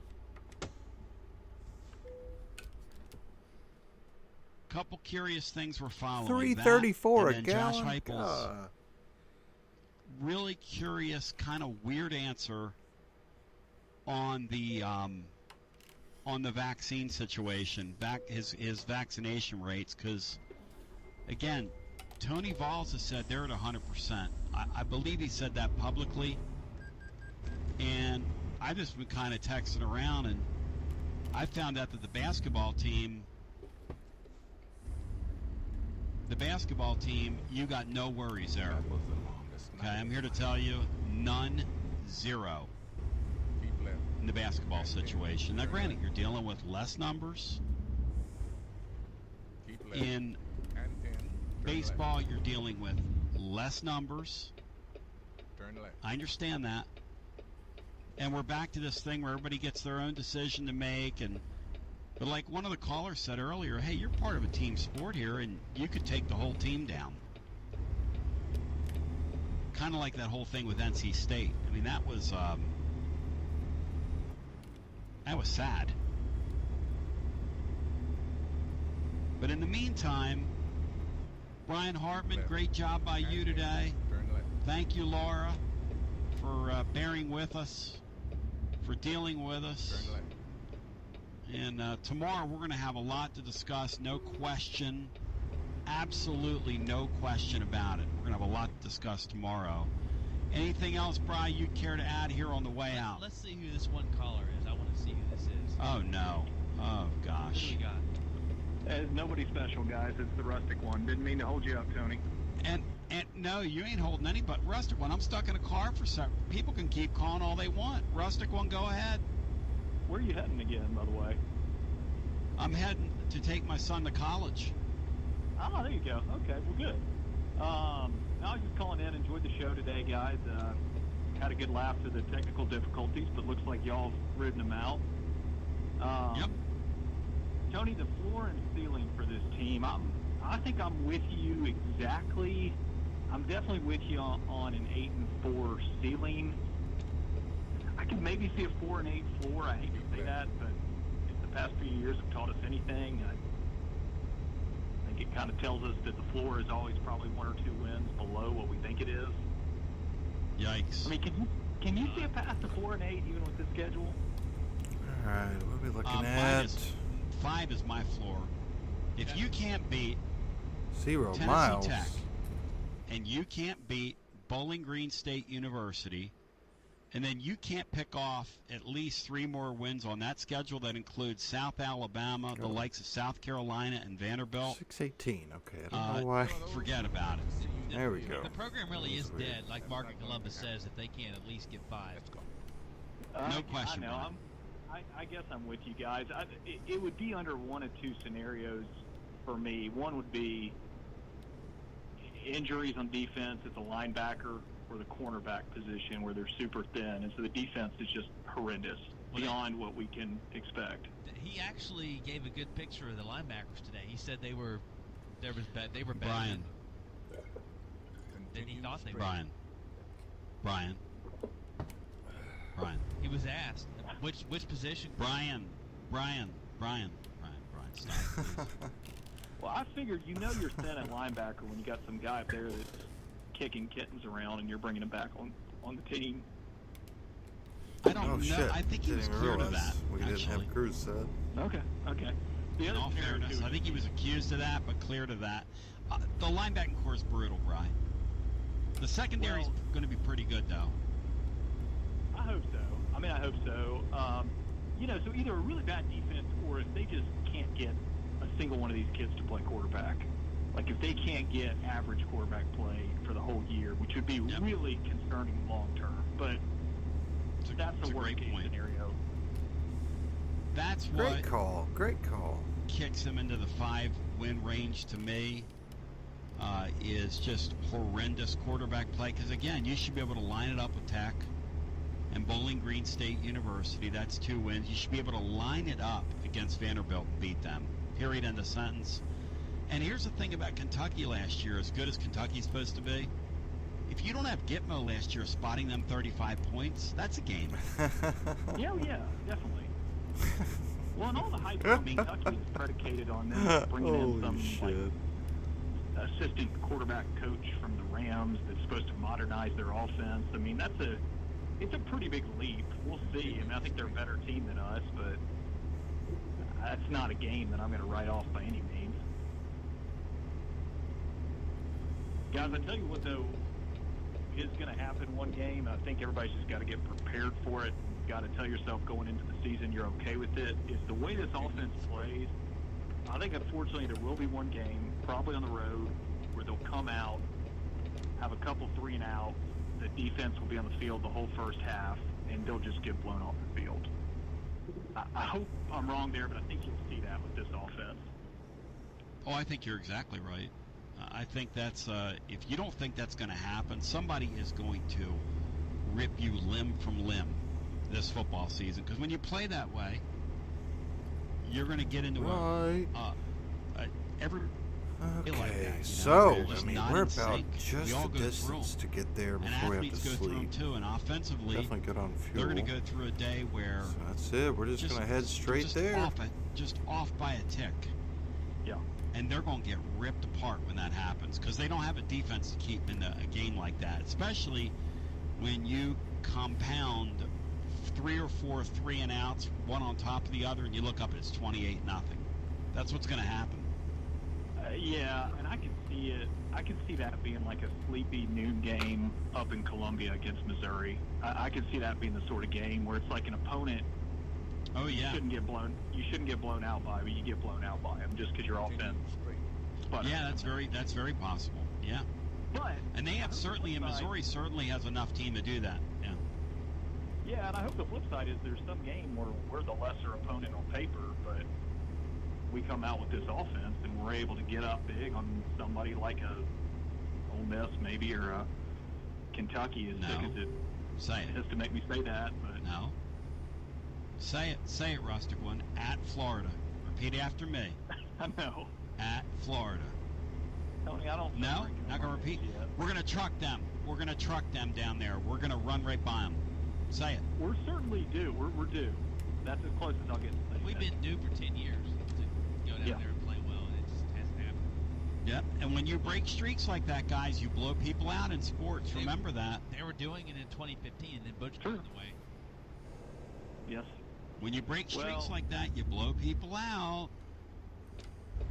Last thing for me, guys, I will say, and Tony, I'm with you, what you said earlier. I think this staff seems like they're excited to get out there and play, and that kind of gets me a little excited. 520 that is miles. a far departure from the last 2 coaches we've had in here.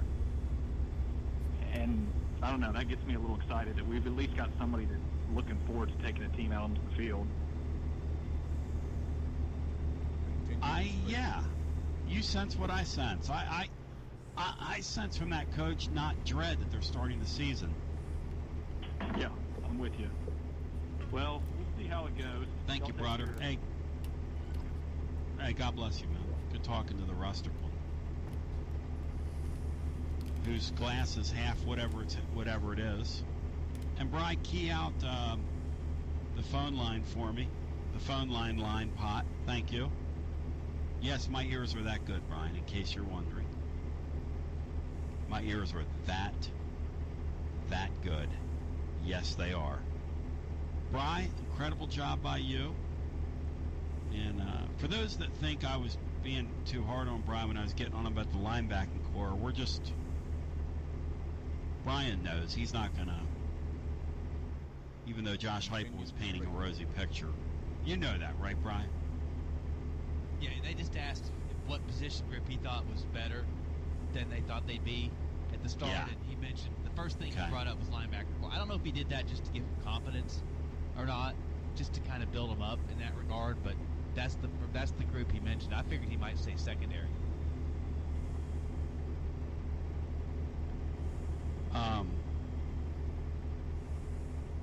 But he said linebackers. Yeah. Yeah, he said linebackers because in the spring they had like telephone poles back there. Right, and now 480 they have trees that can at miles least to go, wave their another branches. 10 hours.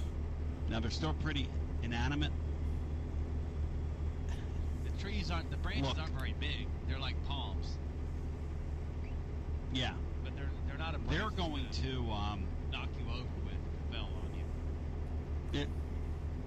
They're going to play a whole lot of dime stuff, I'd say. They're going to try to mitigate getting their linebackers exposed as much as possible. And they've got a plethora of pretty solid DBs. You'll see DBs that are and in today's game, linebackers, probably. Well, yeah, sure. And in today's game, how many people line it up and power run at you when you're small on the field? Does that eat more? So you're going to see a lot of dime football anyway. But in the meantime, Bri, much love to you. Be safe. Incredible job. We'll come back tomorrow, God willing. If we get there on time, we're going to do it all over again. Pray for my friends and our friends down in Waverly. Yes, sir. And in the middle part of our state. God's blessings to those folks. Brian, thank you. Laura, thank you. And to the Living Lister, thank you. We love you. God bless. Go Vols. Continue straight.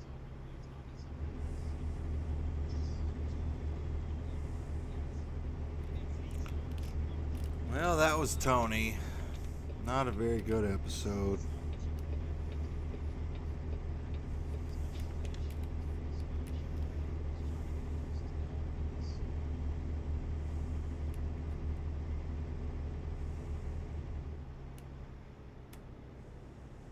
Alright, what are we looking at here? 440 miles.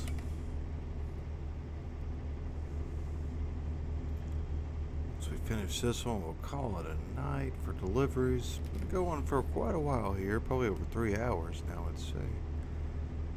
So we just listened to, a lot of Tony. About two hours, maybe 30 minutes, a little less.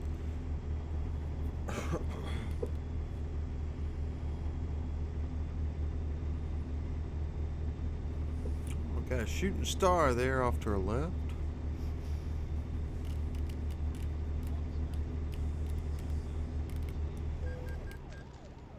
Oh no! $1,400. Well, we're rich. We don't give a shit. You know what? We're gonna keep going this fast. 420 miles. And, be nice to each other, don't dox each other.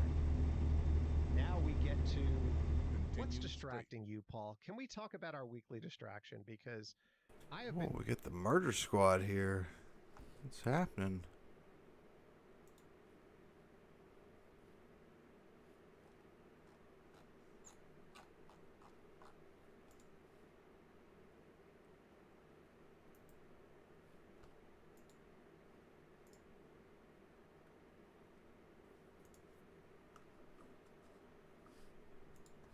Comes down to it, CM Punk is not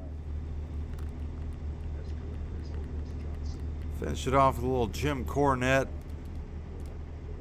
just was what it was. From a full-time performer, I understand the frustration and wanting more. But like I said before, you got to take. I'm a full-time performer. But I've done everything that needs to be done to stay in this position, to be in this position, to continue to make the opportunity for myself to be in a main event of SummerSlam against a John Cena. And if anybody ever comes along to just try to push me out of that, scenario, I'm gonna fight my courage and, make the ground that I made. So. There's the crux of what he had to say following your Boy, those are inflammatory comments, aren't they? Holy mackerel, how dare he? No, everybody, the tweet that was tweeted out was basically Roman Reigns just saying, these statements are coming from people who thought they were better than they were. CM Punk wasn't as good or as over as John Cena. He didn't move the needle like The Rock. That was the quote in the tweet. So everybody's, he wasn't just asked a question about, which flavor of ice cream he likes and started in on Cena. Same damn cop. CM Punk. The name was mentioned. I don't think it's inflammatory to anybody to say, well, Oh no! I reached down to grab my drink. and I think he's got to say CM Punk wasn't as good or as over as John Cena, because John Cena's the guy he's wrestling at SummerSlam. But it wasn't like he went out of his way to use this platform to, let me talk about Oh a God. motherfucker or a couple of motherfuckers that I don't particularly like. It was a response to a question, and he's working to hype his match at SummerSlam while at the same time trying not to, as they say, insult anybody's intelligence, but he doesn't want to fucking talk about wrestling being a work either, so he talks about the fight that he's made to keep his spot and etc., and he doesn't have to come and go like these other guys. But this is not inflammatory. It's a guy that works for the WWE selling his main event match and responding to an interviewer that mentioned a guy's name that used to be there.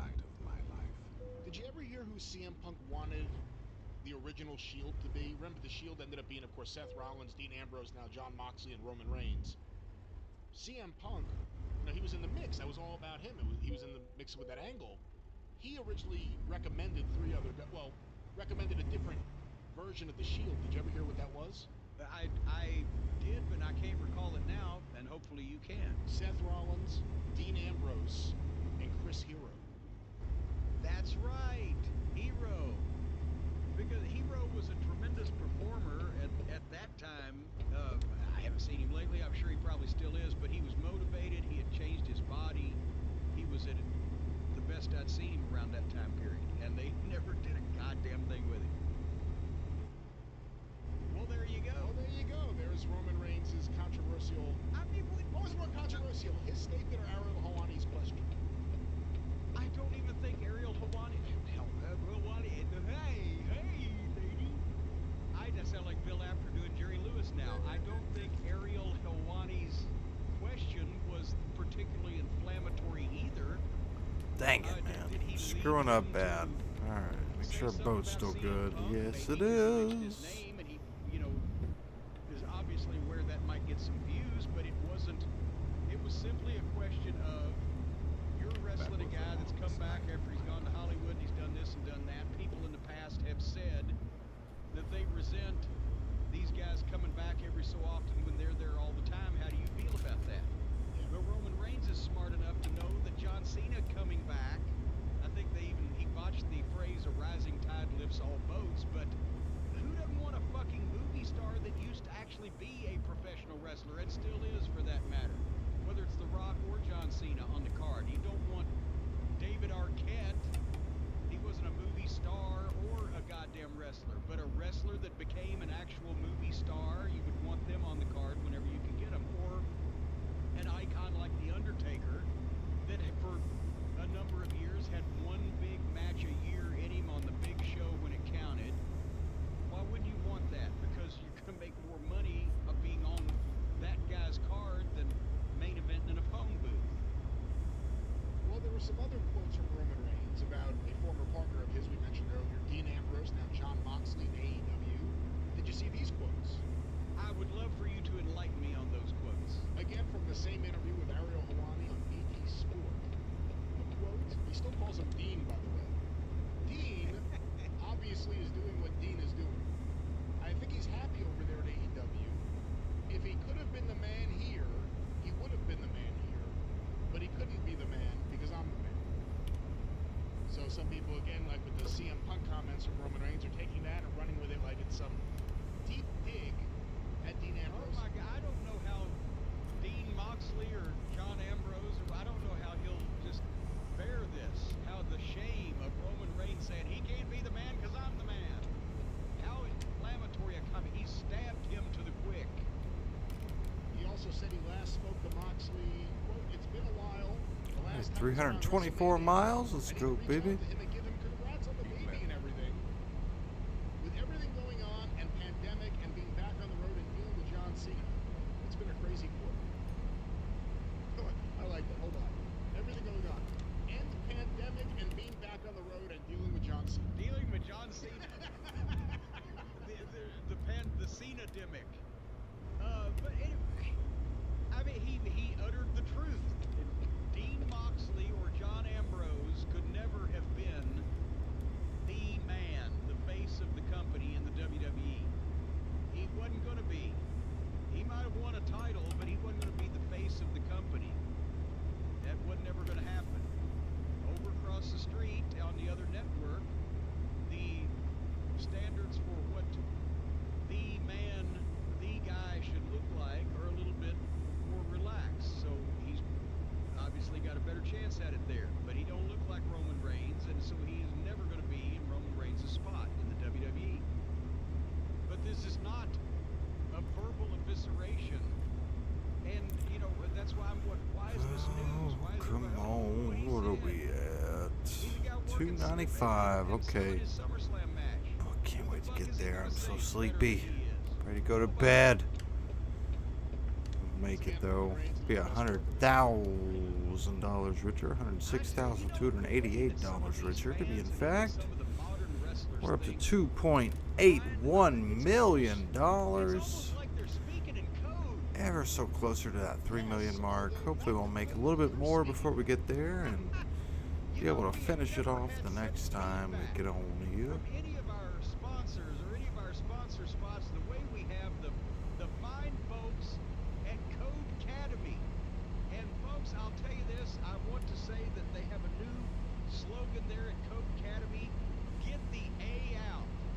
Because the A stands for the asshole that put the A in our copy over at the Advertising Bureau when we did the spot last week. But folks, Code Academy. But are we sure of the pronunciation? I'm not sure of anything anymore, but folks at Code Academy, you can learn to code on your own terms. Not somebody else's terms, not terms that people just foist upon you, but your own terms. And whether you're learning from scratch or looking to advance, Code Academy can help you reach What your are we coding doing? goals. 90. And Oh, if hell you're an yeah. adult with no coding goals, Get it over then shame on with. you. Learning to code might be the easiest way to change your career or possibly bring it to an end. We don't know. Especially when you learn. Got another delivery finished up to 218. 2,818,000. I mean. On a more fulfilling basis. With the skills that you've learned from Code Academy. From Code Academy, not Code Academy, but Code Academy. Are you sure that the E it's at what the end of code? I'm looking here right now at Code Academy. CODECADEMY. Don't you? It's not cacao. No, my point is there's no academy. It's an academy. Is this just a slick way of not having the A and not having a separate word for academy? And it's pronounced Code Academy the same way you would be if it was two words? And the E is supposed to be just the linking vowel between the two things? If you held a gun to me, I couldn't tell you what they're selling. How do you expect me to answer that question? Anyway, folks, Code Academy is the best way to learn code online anywhere. They not only teach you job-ready coding skills, but also help you build unique projects for your portfolio, earn certificates, even prep for technical interviews. You can learn at your own pace and your own level. Get qualified for in-demand jobs in as little as 2 months. I'm not sure what you'd be doing, but you'll be qualified for them. You can choose what to learn, from building websites to analyzing data and everything else you could want. As a matter of fact, Hotchkiss Featherbottom might get on with these people. Learn coding languages, including Python, Hitamulkus, Squoggle, HTML, CSS.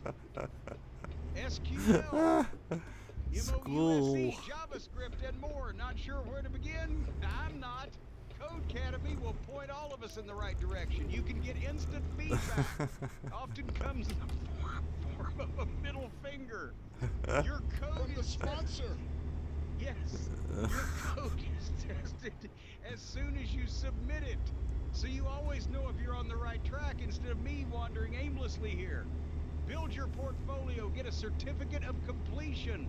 I always enjoy completion and being noted for it with a certificate. You will be more marketable to future employers. They have tailor-made quizzes just for you to test your knowledge, and they even have tools and cheat sheets. Now, whether that sounds positively immoral, a cheat sheet, possibly it's just study material. That's what it is. Anyway, you can get help from other learners in the forum or connect with people near you in your local Codecademy chapter, and all of you people will be speaking in codes and tongues. Join the millions of people learning to code with Codecademy and see where coding can take you, because it's already got me way deep in the forest. Get 15% off your Codecademy Pro membership when you go to codecademy.com and use the promo code EXPERIENCE. That's promo code EXPERIENCE at codecademy.com to get 15% off Codecademy Pro, the best way to learn code. CODECADEMY.com, promo code EXPERIENCE. With a drava over the E in the middle. And all kidding aside, and no matter how you pronounce it, I will say this is a great service because especially now, so many people who have either been working from home or have left the workforce or are ready to go back to the workforce. Alright, down to 214 miles, 213. This really gives you the opportunity to learn the skills to be your own boss. That's right, you can do it remotely, from anywhere. Yes. And if you're doing it remotely, you'll have just the same idea as I have what this whole thing is about. Remote, if any. But anyway, are you ready to talk about some modern wrestling? Not really. Well, we're going to do it anyway. Actually, the first part is not only palatable, but promising, because if I hadn't watched NXT this past week first, if I'd have watched AEW, I wouldn't have been able to go on. I got NXT in first, and it was actually enjoyable enough that I had the patience, the energy, and the will to delve into AEW, and by the time that they drove me out of my mind, the show was over. And remember, as we said at the start, folks, the Lights Out segment on this program will be on the Friday night Rampage debut that we have not seen yet because it hadn't happened. But did you see NXT, first of all? I didn't. I was thinking about it, and then I just kind of kept moving on with my day. You missed the best stuff on wrestling programs this week was here, so you missed that. Some of the best, some of the worst, but I shall breeze through it. The opening match was Ilya Dragunov against Roderick Strong. Oh, see, I would have liked to have seen that. That sounds good. Exactly. Yeah. Exactly. And it wasn't supposed to be that way. It was supposed to be Roddy against Kushida, and somehow Kushida wasn't cleared. Hope, maybe he got that, white powder that I sent him in the mail. But you stop it. There's no white powder sent to anyone, and no one should do that. Nobody should do that. Shit. I don't even have his address. I'm just joking. But we got Strong and Ilya instead of Strong and Kushida because of whatever reason, so I'm happy. However, Roderick Strong looks 10 years older and a lot unhappier than he did with the Undisputed Era. He's buzzed his hair differently, or he's got the beard kind of growing, and he looks older. He didn't have the oomph. He didn't have the face. I loved Strong, O'Reilly, Fish, and Cole together, and Roddy and Fish got fired, and Roddy is not looking at it took something away. But this match was two athletes wrestling, and it wasn't a main event. Ilya and Walter is a main event because Walter is a main event guy, and what Walter and Ilya put together. All right, in that 135. or last year, whenever the fuck it was. Some tick down here while we speed heavily up to then 95. you see a return match. But Come on. I don't Give me think 100. it's knocking anybody that say Ilya Dragunov and Roderick Strong will never be a main event Knowledge in a at major 72,000 promotion. miles. But it's a great match for the product. It's a great match to have on television or to have on a card. People don't laugh at matches like this. Drove It about was 2,500 aggressive, miles tonight. competitive wrestling And and be good about work. 26 or And they 2,700. stuck to their styles. Roddy's an A lot of aggressive wrestling miles. heel. Ilya's a technical baby face. The blistering chops. Ilya's chest was fucking... It looked like Flair when Ronnie Garvin used to chop him every night. Blood was seeping through the pores. And Ilya's facials are great. His selling, both these guys selling nice pace. Went through a break. And again, I'm thinking this is the modern style of pro wrestling that we could have had when wrestling, if wrestling had evolved, if the comedy writers and the cosplayers hadn't taken over. And again, this is not a money match with these particular guys, especially in the way they've been presented, but it's good for your show. It's good for your card. Nobody will laugh at it. Nobody will think it's silly or stupid. And this is also, when you do the crazy stuff that draws the money, these guys stayed in the ring, no gimmicks, no chairs, no furniture, and they still kept your attention. I could have watched this all fucking night. At one point, Ilya German suplexed Roddy and busted his own eye open hard way. I guess probably, I don't know what of Roddy's came down on his forehead, but now Ilya's bleeding, and it looked like an old-fashioned juice job, and he's selling the juice great with the facials. They were doing creative stuff. And finally, just into the finish, they've been back and forth, and Ilya caught Roddy coming off the ropes with a flying uppercut forearm. Boom! Cover 1, 2, 3. Just great stuff. Excellent performance. And Ilya, he's smaller, and he has that look I mentioned. He looks like a Russian fighter, a smart aleck, smart-faced Russian fighter. He's not that big, but he's in shape and he's put together and he has that look. He's the underdog babyface that all the smaller guys in both the WWE and AEW wish they were. But he has that fire and that oomph, and he won't quit. Oh no! $5,000 speeding ticket.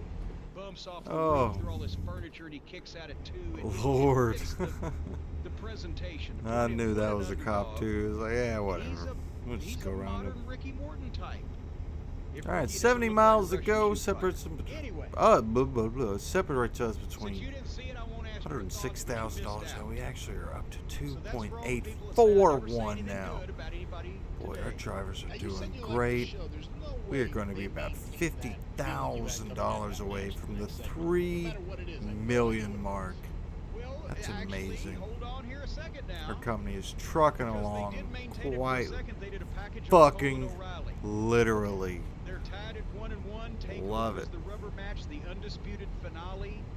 They did a great package of sit-down interviews with highlights, a UFC-style fight build that incorporated their story. Adam Cole was great, basically telling Kyle O'Reilly, "You're nothing without me. You were never anything without me." It was a serious personal issue. Nobody had their tongue in their cheek or sticking it out and wiggling it around at the camera. Then, after that, things dropped. Hit Row and the Lucha Suits are mad at each other, and surprise, surprise, they had a fake fight in the parking lot. Hey, I went out there, the three Lucha Suits and the three guys in Hit Row and the girl had a nightstick, and they go out and have a fake fight in the parking lot with lots of AJ, the big guy, picking people up and slamming them into the garage door, and a lot of grunting. And the girl hit one guy in the gut with the fucking nightstick. And it was... I used to love when you'd see a parking lot fight in wrestling, when you saw one every year or two. And now, since it's multiple times per show, and especially it was stupid given what was going to go on later on, but nevertheless. So blah. Poor Cameron Grimes is still the tuxedo-clad butler of LA Knight, and now LA Knight is bribing people to beat the shit out of Grimes and get rid of him. Hey, let me ask you a question. Having not watched in a while, and knowing several guys who were talented and you liked that were recently cut, what do you think Vince thought, or what do you think Vince thinks of Cameron Grimes? I don't know. Maybe if Vince's odd sense of humor comes in, the fact that they've made him a complete fucking buffoon will get him over with Vince. Maybe because they've got him tied in with DiBiase, and if Vince has a soft spot for the $1 Million Man. Maybe if they'd seen him work, if Vince had seen him work a year or so ago when he still was halfway salvageable, they've made him a complete fucking idiot because this material All right, is 39 miles to go. Let's finish this shit so we can go to bed and call it a night. First time we've hauled a ship here. To save him from LA Knight and pump him up to be his own man. This whole, it's grown men doing this. So Grimes wrestled Josh Briggs, and LA Knight was going to pay Josh Briggs 10 grand if he fucked up Cameron Grimes, but Ted is sitting doing color with LA Knight, and Ted bet LA Knight double or nothing that Grimes wins.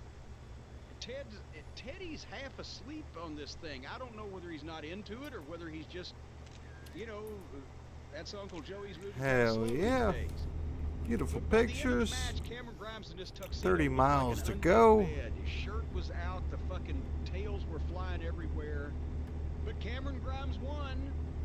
So LA Knight turned around and punched Ted DiBiase while he's sitting in his chair. He just kind of fell back and slumped in his chair like he'd gone to sleep, and then hit some kind of fucking move on Cameron Grimes on the floor and left him laying. And so at the, obviously, at TakeOver, if LA Knight wins, then DiBiase will be LA Knight's butler, which means we're probably going to get to see Teddy lead Grimes in some fashion, verbally or mentally or physically or whatever, to victory, which will mean that LA Knight still had a shot. When they bring him in, he's fresh, he's in good shape, he can work pro wrestling 12, style, 11, experience, and he can talk. 10 miles, folks. Let's get that damn money. Grow this damn company.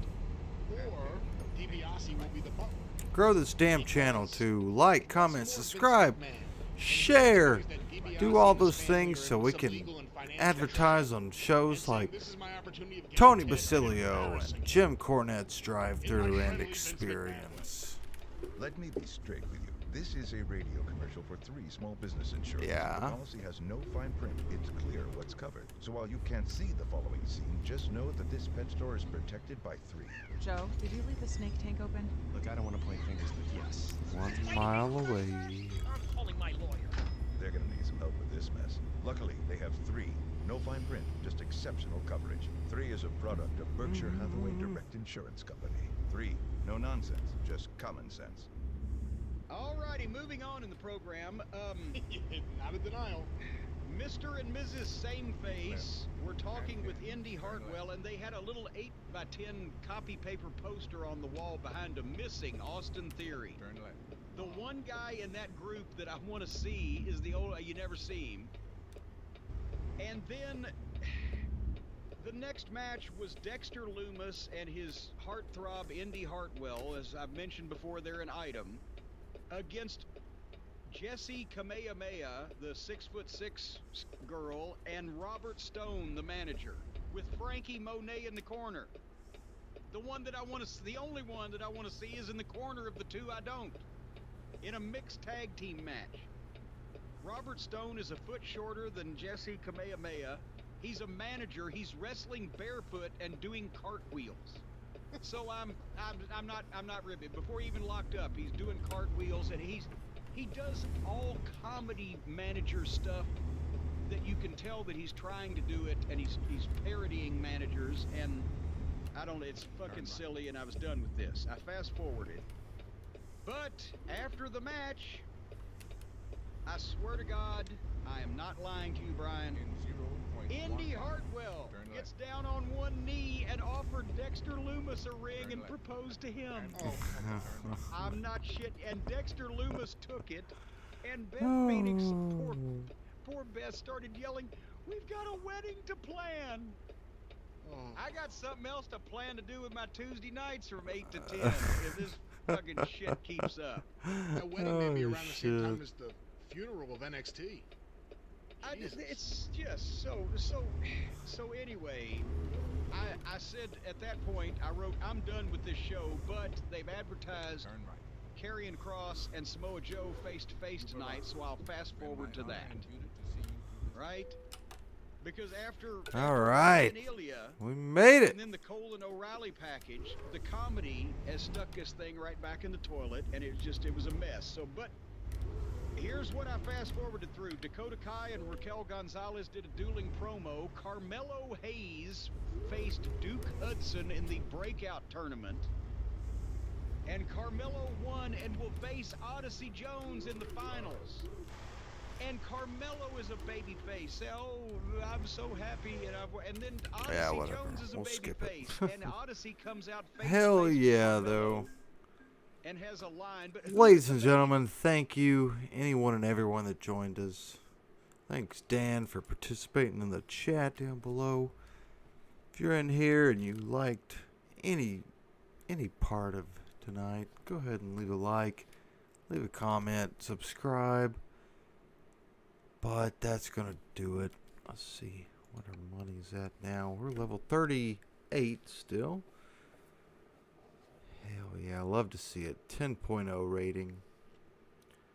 And we are at $2.948 million. Amazing to see. But anyways, thank you, ladies and gentlemen. We hope you have a great night. Thanks for joining us. We'll see you next time. And bye-bye.